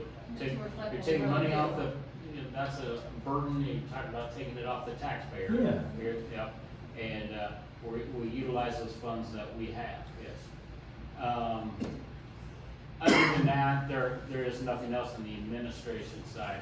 The next one is the community coordinator, that is the position that, repurposing a current employee, to fill that role, should the council approve. That's the salary that's associated and the benefits associated with that one position. Completely funded through the hotel occupancy tax. Where their job is gonna be, events and marketing, public relations, that's where you see the increase in that line item, a pretty substantial jump there to help cover costs for some of the events that we want to host, and the ones that we're already hosting, and the ones we, intend to add to, what we're doing already. Another number that's directly reflective in there, we have a tourism line item, you see that I cut it almost in half. Part of that, that tourism was one of those catch-all, line items that if we didn't have a place to put it, it went to tourism, because we knew it, if it could get paid with the hot tax, we put it under tourism. So you might have mowing in there, you might have, an event in there. So we're trying to clean that up, and, when you look at this next year, you're gonna be able to look at that line item and have a very good idea of what all was included in those expenditures. Again, this section through here is just some, again, some training, a little bit for postings, printing, things like that are typical office services and supplies, the typical things you would, the kind of expenditures you would have, for that type of position. That's a full-time position as a community coordinator. Yes, and then they would also oversee the operation of the pool and the parks, and depending on how things develop, as far as beach user fee or something like that, there's a possibility that it could fall into that. Of course, we also have the development position that we just recently approved. Moving from operations to a development position that would oversee some of that stuff too. But the other good part about this position is this employee is gonna gonna serve as backup to a lot of other positions.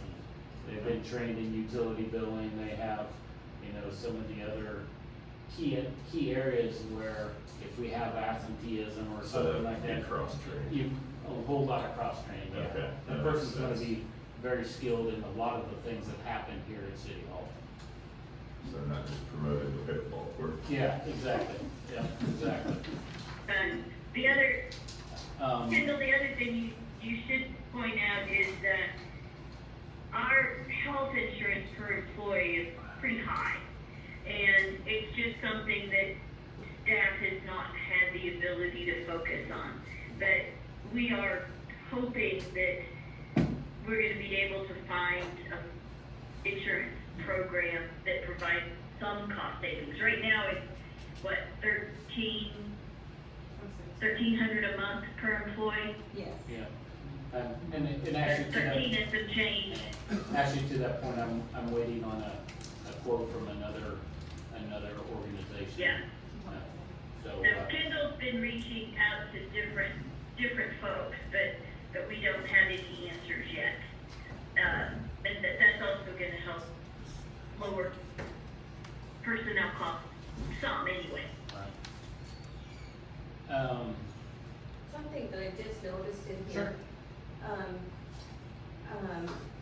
Bonus pay, Yes, because I've not seen that in older, and what I've understood is that bonus pay, the Christmas pay, has never been in our budget.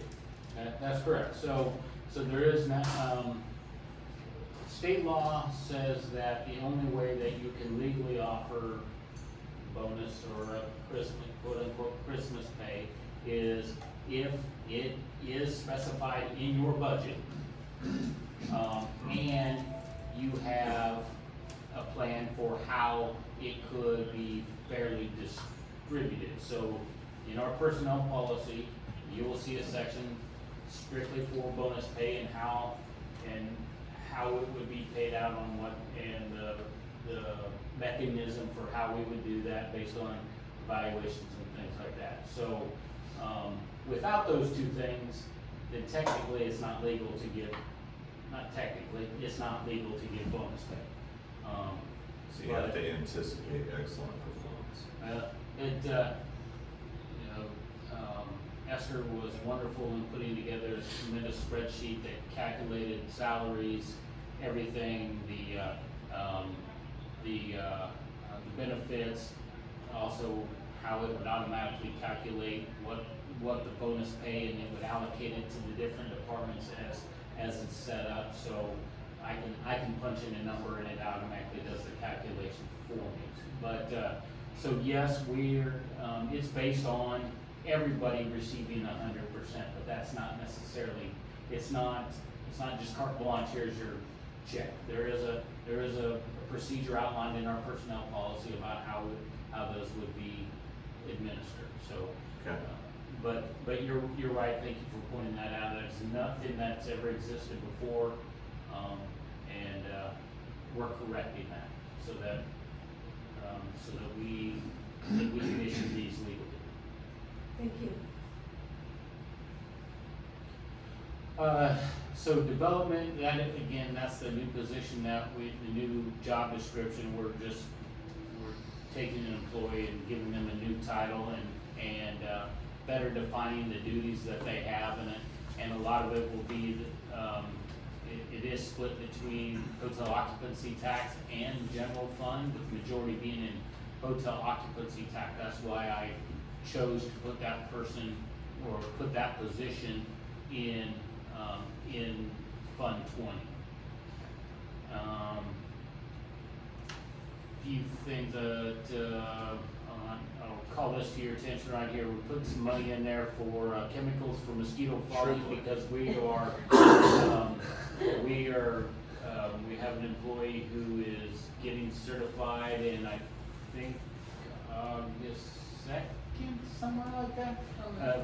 She will be going to the final thing that she would need to do to get that certification. So, we won't have to rely on the county as much for our mosquito control a little bit. But there, so I thought that was, I would thought that was worth noting. Again, you're gonna see a lot of changes here, so a sharp reduction in building grounds and maintenance, because again, that was one of those catch-all type of line items. If we couldn't find a place for it, it went to building grounds and maintenance, where we've split out some of that money, to better represent what it actually went for, you know, beautification, mowing, things like that. The beach maintenance, right there is where you'll see the $100,000 for trash collection, and so the $65,000 is what we pay our current contractor, and an anticipated $35,000 for the roll-off dumpster. But as we indicated earlier, we maybe have a different solution that is actually budget friendly as well. So, we'll be excited about talking about that more. Again, here, general maintenance went from 0 to 30,000. That's because this identifies that as trash and debris pickup citywide, because that's what our contractor, when they submit their invoices, that's what it's for, and it'll help us better track some of these things, and so I won't have to be guessing so much next year as to what those expenditures were for. And then, like I already showed you, the $500,000 is in the projects that this position would be expected to oversee as we work through those. Does street maintenance include potholes and? It would, yes. There's an awful lot of damage after the most recent storm. And that might be something that we have to look to do a little bit, you know, allocate some different resources too, because potholes are one thing, but you're seeing some larger, some larger areas. One that I can think of immediately is Buccaneer and the entrance to the beach. Mm-hmm. We've had a serious collapse on the corner of that, which will take a pretty good, that'll take a pretty good reconstruction effort right there. And so, honestly, that probably something they need to look at. That's probably not enough for what we're expecting to face, probably. Well, the little ones are getting quite big, and the bigger they get, the more we're gonna have to look at resurfacing, and that's super expensive, so. Yeah. Right. Pay me now or pay me a lot later. Exactly. Gil, did you have a question or comment? Okay. No, I'm good to go. Okay. And Kendall, Yes, ma'am. if there's drainage maintenance in here, is that going to, and there's nothing set aside for Well, the, well, and that's because I zeroed that out knowing that I put the 250 in drainage in the other area. And so we still have access to funds for drainage maintenance. If we don't get to the county project, we'll still have money that we can access to take care of some drainage if we need to, so. okay. Yeah, So, but that's why I chose to something zero is- out that line item. okay, so I understand. So there is plans to help with the streets that are Beachcomber, John Silver, and Jolly Roger. So specifically, no, there is no specific plans. Those are still council decisions that need to be made as far, and let's just take Beachcomber, because I know that is, you have that proposal that, that the citizens has presented to you. You know, that's a council decision whether or not you believe that's something the city needs to pursue. But if that's something council chooses to pursue, then yes, we could utilize some of those monies to cover a project. You know, to what scope or what level you want to do that? You know, I think there's I've read through this, and there's, these would not be the options that I would probably suggest, but, again, the council has to, you know, as a group has to decide that, yes, this is a city problem that we need to put funds to either replace the dune or do some kind of breaker, or something, a drainage, culvert or whatever it is. And we have to prioritize it. I mean, there's Yeah. lots of different areas that Right. need help, and so that's one of them. Yeah. It's critical for sure, and it's important, But yes, those monies that are in there could absolutely be used for this. Okay. Yeah. And like I said, Jolly Roger, I know that the citizen presented their concerns about that.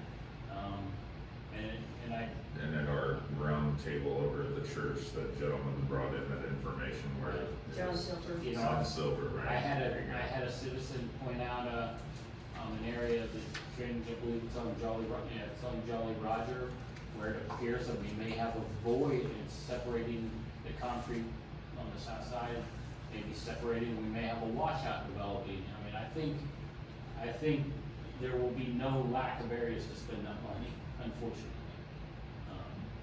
Yes. Thank you. Parks, Did that cover maintenance then?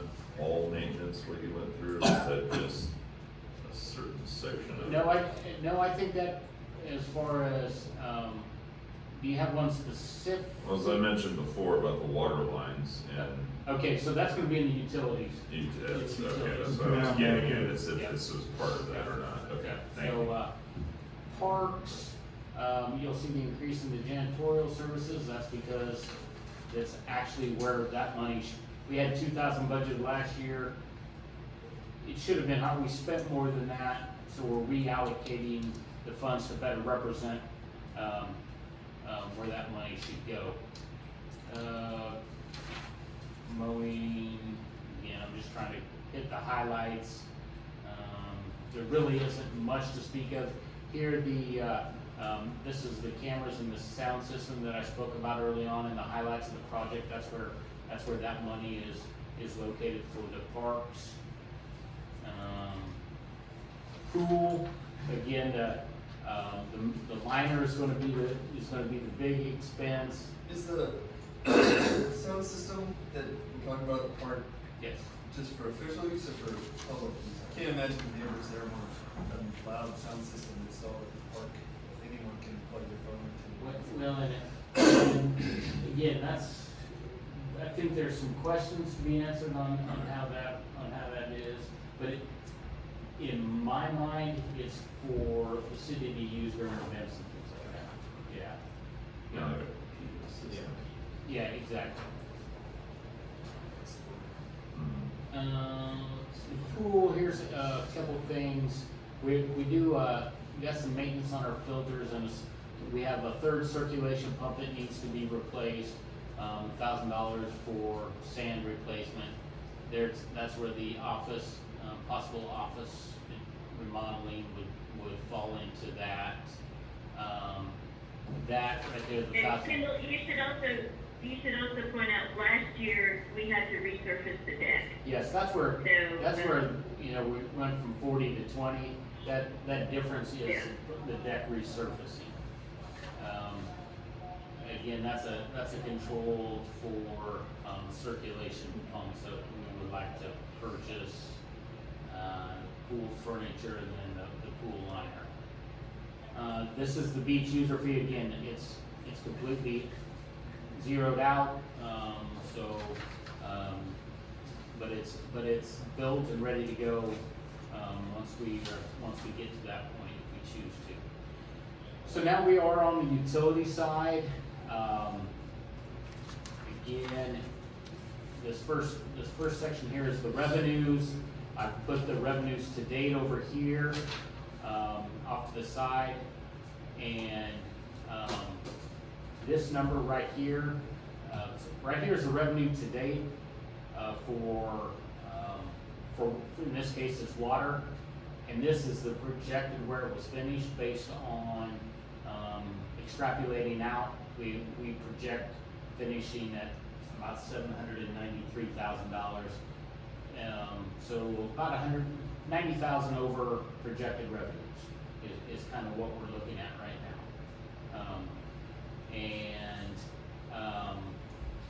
Nothing else here is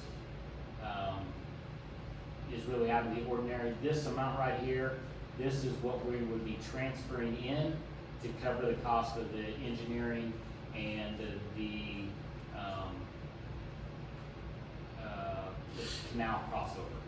So that's what that large sum is there. Other than that, revenues really don't change anything over the previous year. That 564,000 is where we would.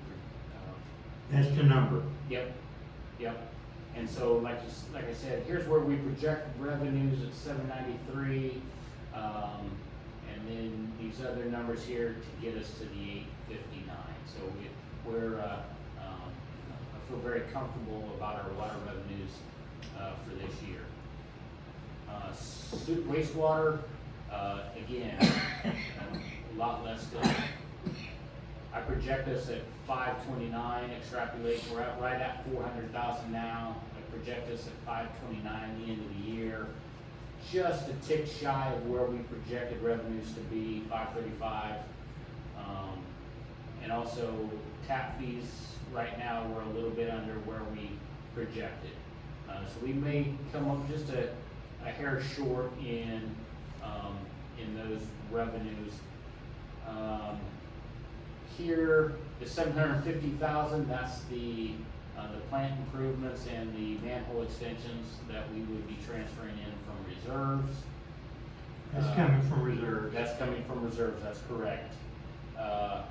The 18,750 is 25% of the fees from SDR operations, and then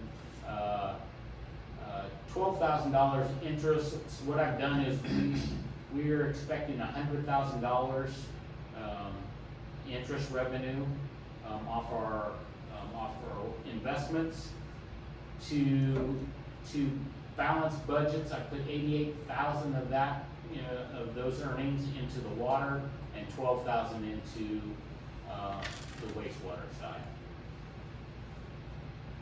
And then trash, we're projecting a little bit of an underage there. Right now we're at 159,000 in revenue. Extrapolating out will be about 213, which is just shy of our 230 mark for this year. And guys, I don't know if new council members know this, when I put in the proposal for the trash rate, I neglected to add taxes. So that amount is probably the 6.5% state tax we have to pay to the trash company. And I apologize, I forgot. So we're currently charging, I think, $15 on the sewer bill. The rate is about $14.15 we paid at Meriwaste, and we are shy between paying them and paying our tax. Can we fix that with, this budget? Well, you could lower the projected revenues to match what we collect, Kendall, and we probably should. Well, and I guess what I was Because I don't, gonna come down here to point out that right now that's where we're expecting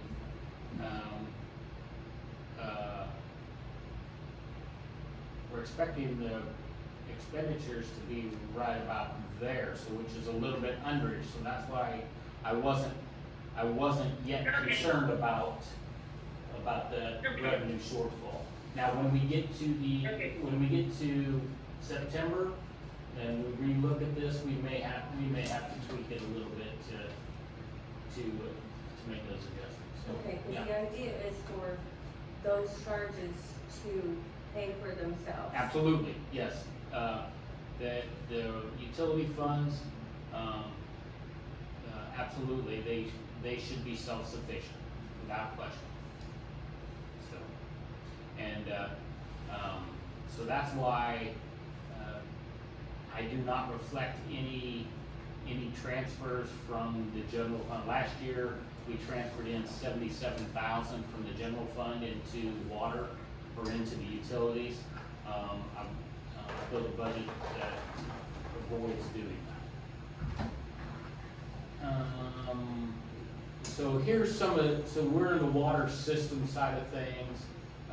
You start talking about, Aaron, you started asking about water repairs, so, got 30,000 that we've built in for meter replacement, 150,000 for water system repairs. And then that's on top of, and then 100,000 is is the water portion of what we pay for branches contract. So yes, have 150,000, for water repairs. And so that would be, our brakes, although they are decreasing. The one today, wasn't a faulty line. I think we had a culvert collapse onto a water line that broke it. So we do have money set aside to help with those, repairs. And we still have 10,000 that I'm projecting to be able to transfer into the equipment fund, into an equipment replacement fund for future things. Kendall, did you zoom in and click? Absolutely, yeah, I forgot on this one I can, yes. I'm just curious about that, cause what I'm talking about is them actually going in and pressurizing the line, isolating it, pressurizing it, and sanitizing it, just so that we're sure that there's no leaks, that there's no breakdown, that the scale's cleaned out, that, we're taking care of what we have, because we've already started the process of replacing these lines, but none of them have been maintained since we started the process, so we need to put in a functioning maintenance program to make sure that those lines don't end up like the old ones. And I understand the materials are different, all that type of thing, but that's really what we have to do. We have to start baking this into the cake for every year.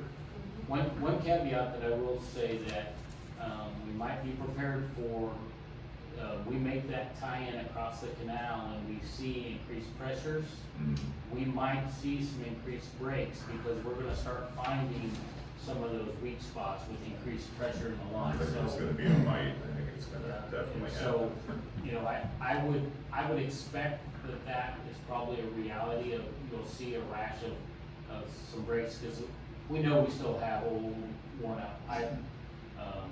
And we're gonna start seeing some of those weak spots come to fruition. Yeah, and unintended consequences. Yes, sir, yep. So, another thing too, while we're on water, is the rate that we have with Galveston, who buys the water from Texas City, that is, how that whole process works. That's the same from last year. How long has it been since we've negotiated a deal with the water company? Well, and I can't answer that question. I did think about that as I was putting this together, how long our contract with them runs for purchase price. And so I don't have an answer, I don't have an answer for that I will. And I would be interested, while you ask about that, what is our deal with them about utilization of our property? And just to get a clarification on the water tower, where it resides here, is that our property? And do we, just give them free reign of that property, rent free? Or should we be leasing that to them as well? Or can we get a break on the water, that we're bringing in from them based on the fact that they've got their water tower parked on our property? Just something to think about. That's Good good, thought. that's a good idea, as we think about that contract for water purchases. And, Kendall, my understanding is that that was negotiated, I thought it was and Taz or Gil, can you remember? I think it was the end of was it the end of 22? We entered into a new agreement with Galveston. Yeah, I think so. Oh, it's in the fall. It was within your first term that y'all approved that contract, right? Anyway, it's worth looking into, Kendall, because I think we're at the 2.5 year mark, and I would assume it's a 3-year contract, you know? We just need to pull the contract and look at it. Right.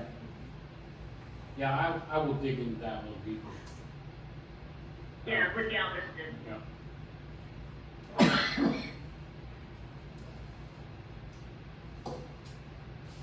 It's just good practice when you're negotiating to understand what all the details are and see what you can leverage towards other things, right? There's no free lunch, Yep. not for me at least. Never.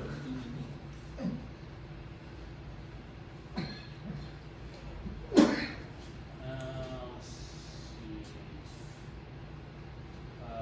Wastewater,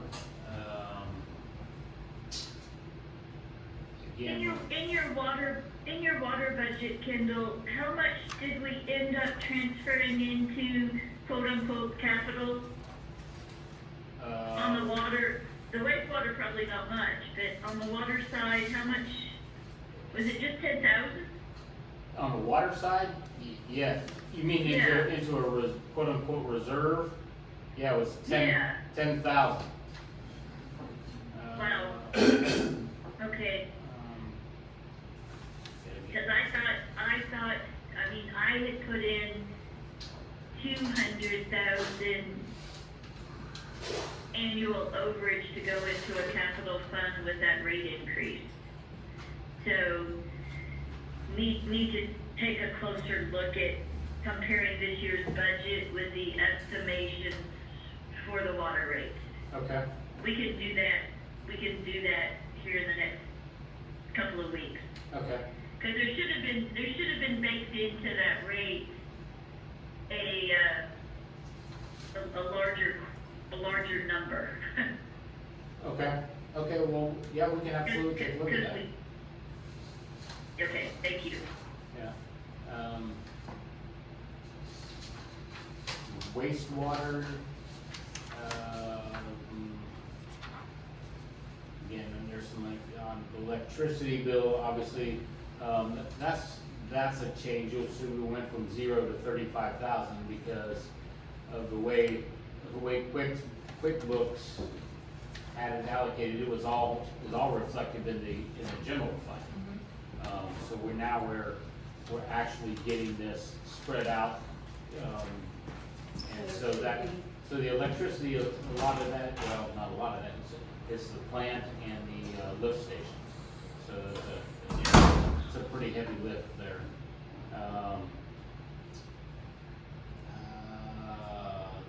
Now on the wastewater side, Mayor, I did put in 75,000 into reserves.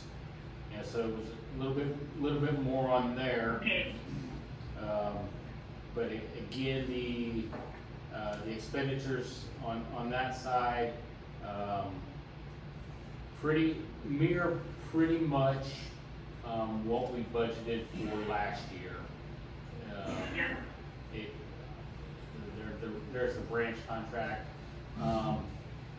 Last year, this 70,000 was for lift station maintenance. I wrapped that over into this year, and I put a note for lift station call-outs. That's still an area, we're gonna have all the lift stations redone, but none of them will have any kind of call-out system or any monitoring system to let you know that one of them is not working or something like that. So we're looking at different options of what we might be able to put in place for like a system, an automated system that would send a message to the operator on duty or the on call Right. Maintenance person that were experiencing an issue. And there's some that are even more high tech that'll let you know, hey, we're starting to see some bearing, some Right. wear or something like that, or some signs that something is wearing, whether that's a, increased amperage or something like that, And all that tech's come down in price significantly, Right. so we can. And there is a lot pretty of, economically. there's a lot of SCADA type systems out there, we just try to, Yeah, we haven't decided yet if the savings is worth the expense. yeah, exactly. And the current price estimate, Kendall, I don't know if Kenneth with Pumps at Houston got that. I think he was supposed to send you a polished. Yeah, I never received it, yeah. Okay, but the first number we got was around 20. Five. And we have to budget 25,000 a lift station. Yeah, So this 70,000, will barely get us 3 of them, and we've got 7 of them. So, Make a phone call. anyway, we're hoping to find the sweet spot on call outs with a little bit of SCADA monitoring, but not the Cadillac version. exactly, right. Again, there's the. Yeah, there's some alternatives too, so. we Yeah, should probably- yeah, there's a, we just need to do some more research about it. Well, in saying none of them have call outs, I think only 3 of them are actually broken right now, right, Kendall? They currently have call outs, but they use Comcast internet over phone systems. So, they're corroding away the boxes, and the Comcast bills are convoluted. So, but I do believe some of them still work, Kendall. Okay, yeah. We're really through the entire budget, so I guess I would, what additional questions do you have? What was that 200,000 contract service you just flashed up? That's wastewater, or refuse? Yeah. So Oh, that- okay, thank you. Expenditures on trash. Trash.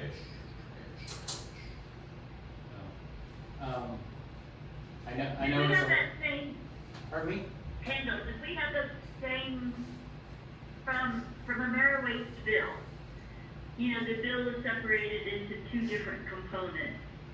One component was picking up trash from citizens, from residences. The other was for the dumpster at City Hall and the picking up trash at the park. Those were in a separate bill. Have those been captured in our general fund? Yes, yeah. Okay, thank you. I didn't see them when we were going through. I didn't know what line item they got budgeted to. Yeah, I'll verify that, but yeah, I know Esther and I talked about that, so I felt like I had. Yeah, I didn't look for it in all of those different line items. I'll have to go look for where it's charged to. Okay. Probably just City Hall maintenance. And Esther, I don't know how that bill comes. Do we get a breakout to the park to charge it directly to the park? No, it's just, I'll have to send you a copy of it. Okay, It yeah. has a breakdown, but I think it doesn't specifically say that that's for the park. So, Okay, we can look at it, and then if we have to reallocate based off of the line item, it'll be easy. yeah, because we do want to make sure that the park charges go to the park. Right. Yeah.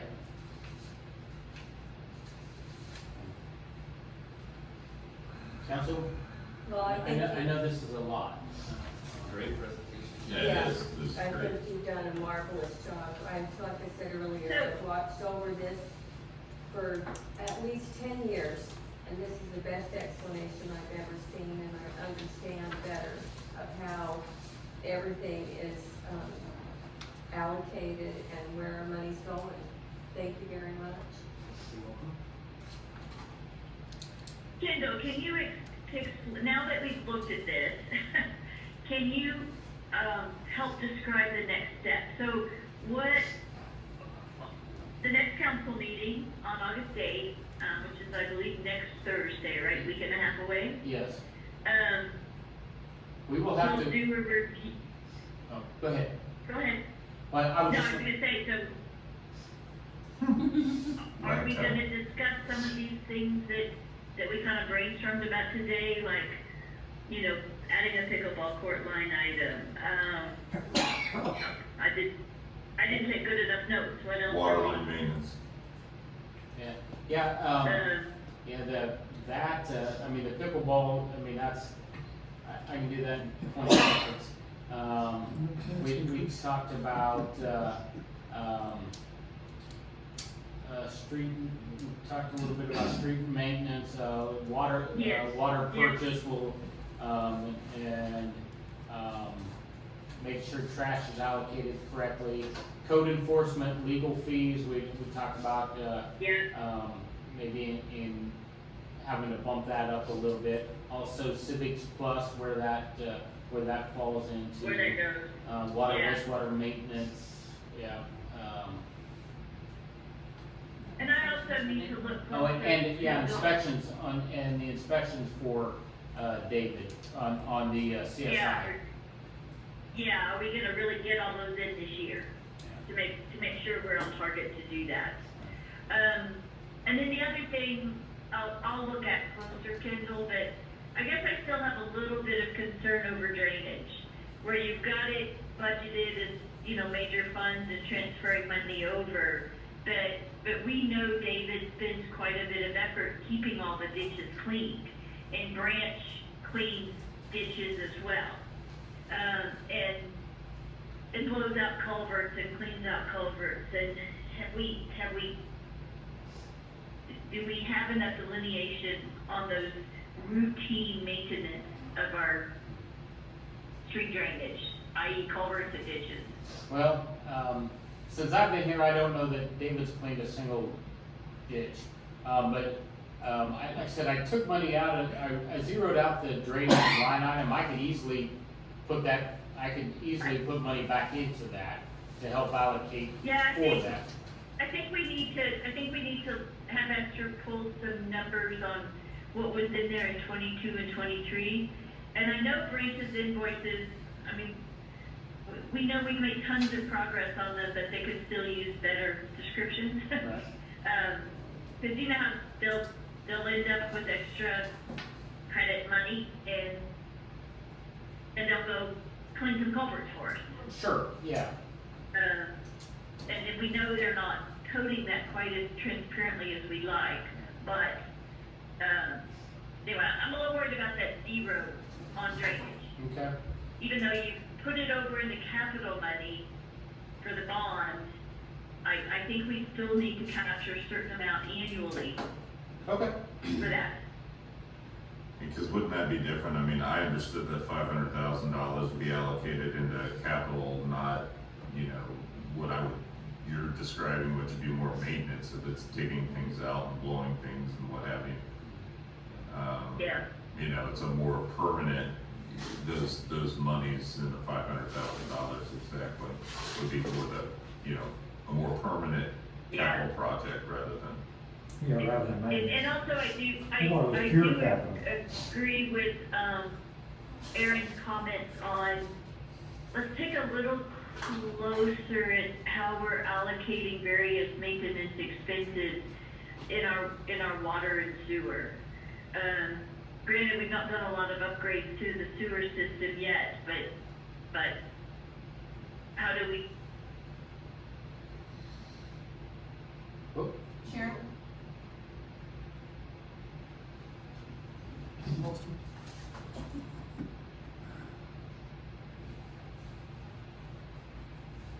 I think it's just on the internet phone and it should be a flush. No, it's like our line. Our line? Mhm. Yeah, we didn't pay the bill. Welcome to the Exactly. audio conferencing Let's center. get these things. Please enter a conference ID followed by Right. pound.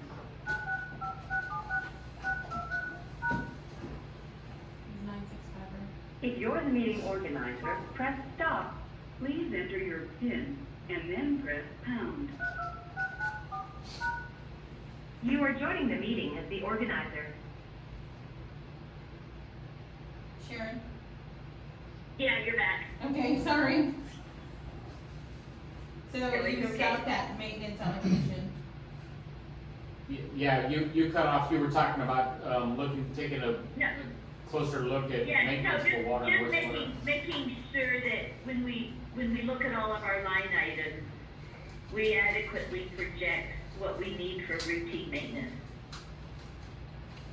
Okay. Okay.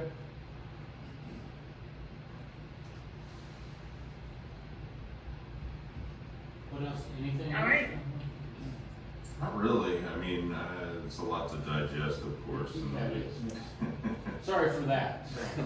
No, but I agree with everybody, I mean, it's a great presentation, and thank you for that. So I started to say, so at the next meeting, we're going to, as a council, and I need to get the specifics, whether it's a resolution or what it is, we will, propose a tax rate that we will send off to the county as our proposal. And it sounds like we're gonna, if I understood right, we wanna stick with the no new revenue rate. So, again, that's we already got what that rate actually is. And so, that'll be easy, but, so at the August 8th meeting, we'll do that. And then we have, in September, we have we'll have to have a hearing, a tax rate hearing and a budget hearing. And both of those will occur on regularly scheduled council meeting days. Okay. So we'll incorporate those into it, so we don't have to have additional special meetings. Okay. With the goal of September 30th, we have to have everything finalized and come back to the county by September 30th. We're in very good shape to do that. Great. Yeah, the other thing, Kendall, I'd like to point out, I mean, I am absolutely okay in saying we're gonna go with the no new revenue rate. But I do want everybody to understand, you know, that we have a lot of infrastructure needs.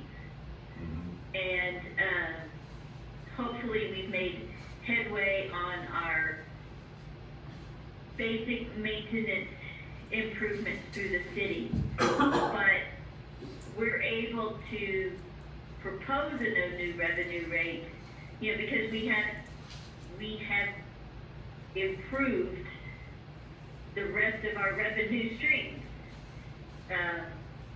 You know, we're getting more in building permits and court fines and our interest earnings.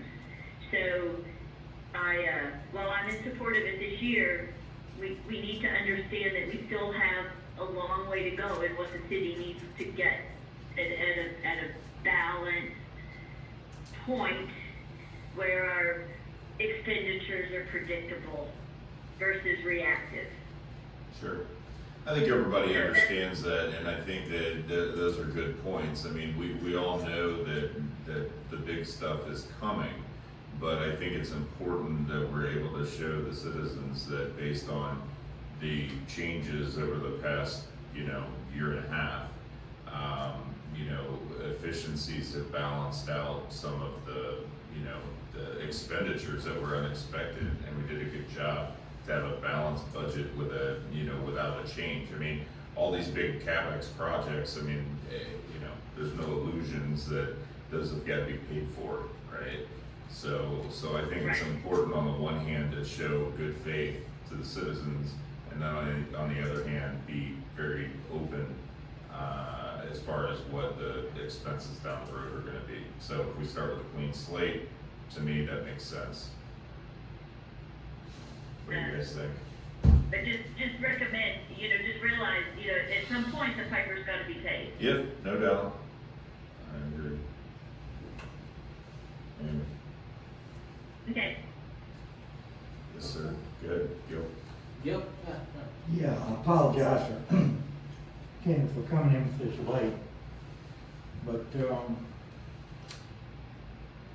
you did a great job on your highlights of listing all these various projects that we need to do. Mhm. And we have these big dollars in our budget for this.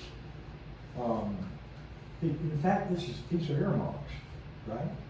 So what I'd like to see is that as subcodes or go ahead and enter these into the budget so that we actually see, right, like you said, the 500,000, right? Mhm. So we actually see what our intent is at this point. Well, those are summaries, right? I mean, that's all in that document, in that Excel file. So these are just what that is. I understand that, You know what I but mean? and I'd like to see it reflected in the body of the budget. It As is sub there. cost codes. It It is. is. It's there. Is it there? Mhm. Yeah, it should be, yeah, I think I understand, so like when you look at the budget, and you see that 500,000, you know that the intent was, that's. But within there, that's- it's listed out, so it balances. Right, and it's kind of like one of these notes that I put, like I here. saw your notes, you were trying to explain. Yeah, and so so you're wanting to see an explanation like that with the number in the budget? Exactly. Yeah, okay. Because that's how we. In a working budget that we present here in this group, that we can do. Now on a state budget, like the state budget forms, I don't think it's gonna allow us to put that. They're not gonna care what you spend that Oh, I 500,000 understand. on. But as far as us, as in the working budget that we. go Operating off in, budget. Yeah, that we'd be able to, then you could have. That's those what types I'd of- love to see. Yeah, okay. Because in the past, somehow, right, it Oh. just never got translated across. Is that correct? Yeah, It lots of was things so neat. got put into one bundle and it was never broken down. It was never broken down. Yeah, sure. Fair enough? Yeah. Well, and that's kind of the purpose of these notes, so that we know what, so you guys can understand. I didn't just throw money into a line item just because it had a. It's just good business Yeah. from an operating standpoint. Sure. Yes. Under that category. Yeah. And for your department heads. And so, I'm sorry, can you say that again? With the new, accounting fund, the software, with you're wanting the breakdown for that code, we'll be able to generate it based off of exactly what it was as well. That's what I wanted to hear. Yeah, Okay. so we'll be able to pull it, so even though it may have just, contract services, if you want the expense list, we can give you exactly what is put in there, and the dollar amount with it, and the explanation, the description and everything. That's terrific, thank you. And Kendall, the other, I'm looking where you got up on the screen. Under our miscellaneous donations line, you and I talked about, Garibay, chief gets a lot of donations to the PD department. And, I don't know how we better track or show, those, how that transfers over to the police budget or the general budget. When we get donations. So that, I don't know if that's just a topic of conversation for a new business discussion, Kendall. We can brainstorm that a little bit, and council, maybe you could provide your input to Kendall on what you'd like to see. But I know personally, I would just like a clearer line. If I was an individual in the community and I donated $3,000 to the police department, I'd like to know where my $3,000 went. So I'm not sure how we want to address that, but maybe council, y'all can give Kendall an idea. Are you fine with it the way it is? Would you like to see it tracked more transparently, you know, in any I'd like to see it concerns tracked more or recommendations transparently. around that point. But how, tracking it transparently seems easy, but if someone donates, you might not know what you're gonna use that for to get. So some of them are, it's another thing that I put in, like, if they donated for the vest, for that Oh. particular deposit, I put vests. We had somebody that donated for the couch, so I had, you know, the donation and then it was for the couch. But there are some that didn't Oh. have a specific amount, like, somebody just randomly gave like $1,000 for the park and for the PD, and so it was just there. So if I know what it was, right, so if I know what it was specified for, I put it in the description, and I don't know if it's there. Yeah. Anyway, I do think we need to do a little more checking with legal on how, if there's any requirements around how donations are tracked. Sure. I agree with that. As a revenue. I'm sorry, what, Aaron? I said I agree with that. I think we do need to keep track of how we track and where it's allocated for, what it's, Yeah, I try to keep Really it, expensive. yeah, if I know if it's PD, I'll put PD, if I know if it's just for Yeah. city hall, I try to, at least in the memo, but we don't have like a specific code, so we still have to go in and manually calculate, but at least this is a description, so we know, yes, that's what that was for. okay. And since we're talking about tracking, can you guys tell me how cash, if somebody comes in here and pays for a permit or pays for a court fine with cash, what is the procedure and how do you keep track, with permit, for instance? So when Katie collects her money, she'll give me a deposit that has checks or cash. And so once the deposit's made at Texas First Bank, the slip that she gets back is attached to the copy of the deposit she submitted so that it matches, and then it's allocated to that revenue line. Okay, so, let me break it down a little more. If I come in and I pay for a permit for $100, how is that tracked? How is that cashed? You can Everybody, receive. every time, whether you want the receipt or not, the girls are writing receipts and they're keeping copies of the receipt. So whether you have the original, we have the carbon copy of it, so that way it's tracked to show, I received the $100, here's the receipt. Okay, and then you take that $100 and put it somewhere safe, I'm sure. Right. And then it's deposited every day or every, I think it just depends on when they're getting the cash. okay. So, like, court, of course, is only doing the deposit once every other week when we have court. Right. So she's doing it that day. Okay.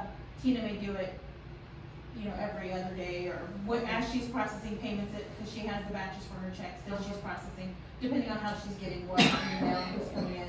So if that $100 comes in, there's a way to track it from who it came from until it's deposited. Right. Yeah, and you can reconcile the receipt that we give versus the receipt that we receive from the deposit to the bank. And Because if those two don't agree, then you know something disappeared. Right, along the and way. with the court, and I'm pretty sure maybe when MyGov gets put in place, Katie will have something better to pull, but as far as with the court and with the water department, when the payments are entered into AVR for the water department, it's listed as cash. So the printout that comes from AVR has to match what she's depositing. So if she has so much in deposits or so much in payments, the printout that has to be put in as a deposit will match what she's actually putting in the bank. Same thing for, F3 verticals for the court system.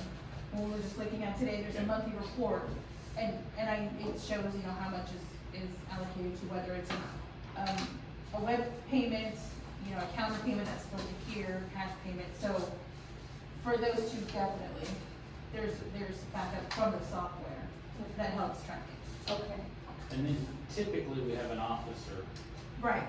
take the cash deposits to the bank. That's good to know too. Yes. That's terrific. Okay. Trust but verify. That's right.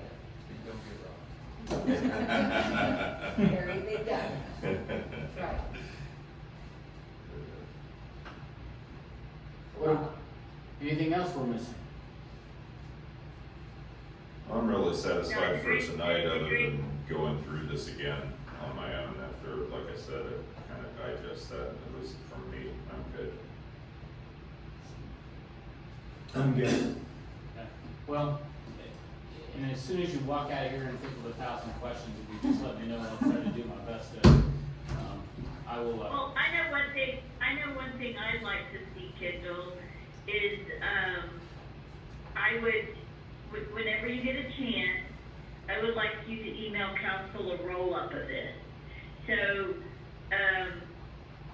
you know, take each, how are we looking at overall salaries, right? What are we recommending for overall salaries? What are we recommending for, and we still need to separate utilities fund and general fund, but, you know, what's our overall personnel cost, including insurance, workers' comp, the whole bit. What's our overall insurance cost? What's our overall utility cost? I would like to see a summary of what the rolled up budget looks like. Cause right now it's hard for me to put my hands around like, okay, what are we spending on office supplies? What are we spending on postage? What are we spending on maintenance? Because I love the way we've broken them out, but now I'd like to see them rolled up. okay? To go along with maybe the August 8th meeting. And maybe have those as a handout to council. Okay. Yeah, that's a good idea. It's just a matter of copying and pasting it in the same way that we have the total things, the salary And if it's too much work, Esther, and we really need to wait until we have IQ funds and it's a click of the button, I'm okay, just tell me that, okay? No, it should be fine, sure. Okay, I mean, cause I can make this work myself, right? I mean, I can do what I need to do in Excel and sort and paste. But, I know you're much better at Excel than I am. So, so you want that on every line item, or, I mean, So the way that you have each group, you know how you said you were gonna have, zeros in certain areas that you won't probably have to do it later? So it would just be a matter of taking that, putting it on Yeah, but another sheet, and then but having Esther, all the salaries add up together, so kinda like the way that we did the salaries, that you make that one change and everything adds up on that one sheet, and then it all brings it over to your working copy. It'll just be a matter of just adding a formula to another sheet. So you won't have to do it manually, it'll just automatically update as everything else updates. Mm-hmm. All I care is every other sheet. Yeah. Yeah. So it'll be easy enough to have it by the end.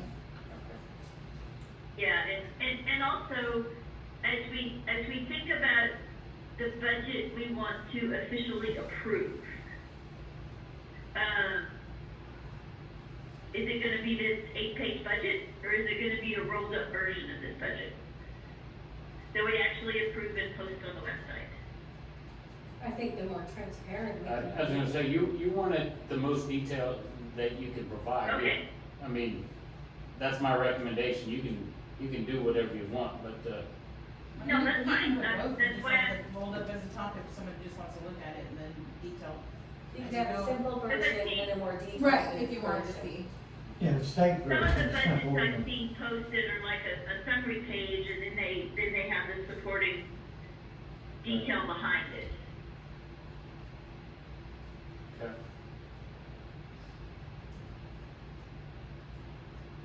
All right. Yeah, we And can, I don't really have a preference for that, Kendall, I just want to know what we're doing, and what, is this the budget we intend to approve and post? yeah. In this format, and I'm fine with it if it is. Well, if I had a say or a vote, I'd say more details, bring them on. More details, the better. Okay. All right, guys. Nice job. Awesome. I think it's on you to, Alrighty. do So, we better take a vote to adjourn since we didn't take a vote? well, yeah, we didn't.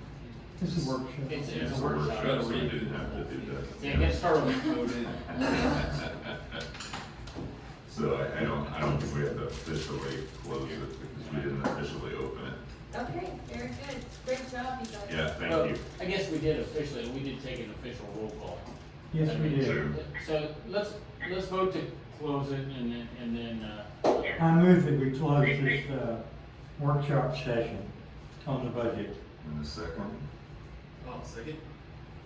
Vote. All right, Everyone in favor? everyone in favor? Yeah. Show of hands. 8:42. Done. Excellent, done. Good job, you Thank you, guys. everyone. Thank you, guys. Thank you, Mayor. Thank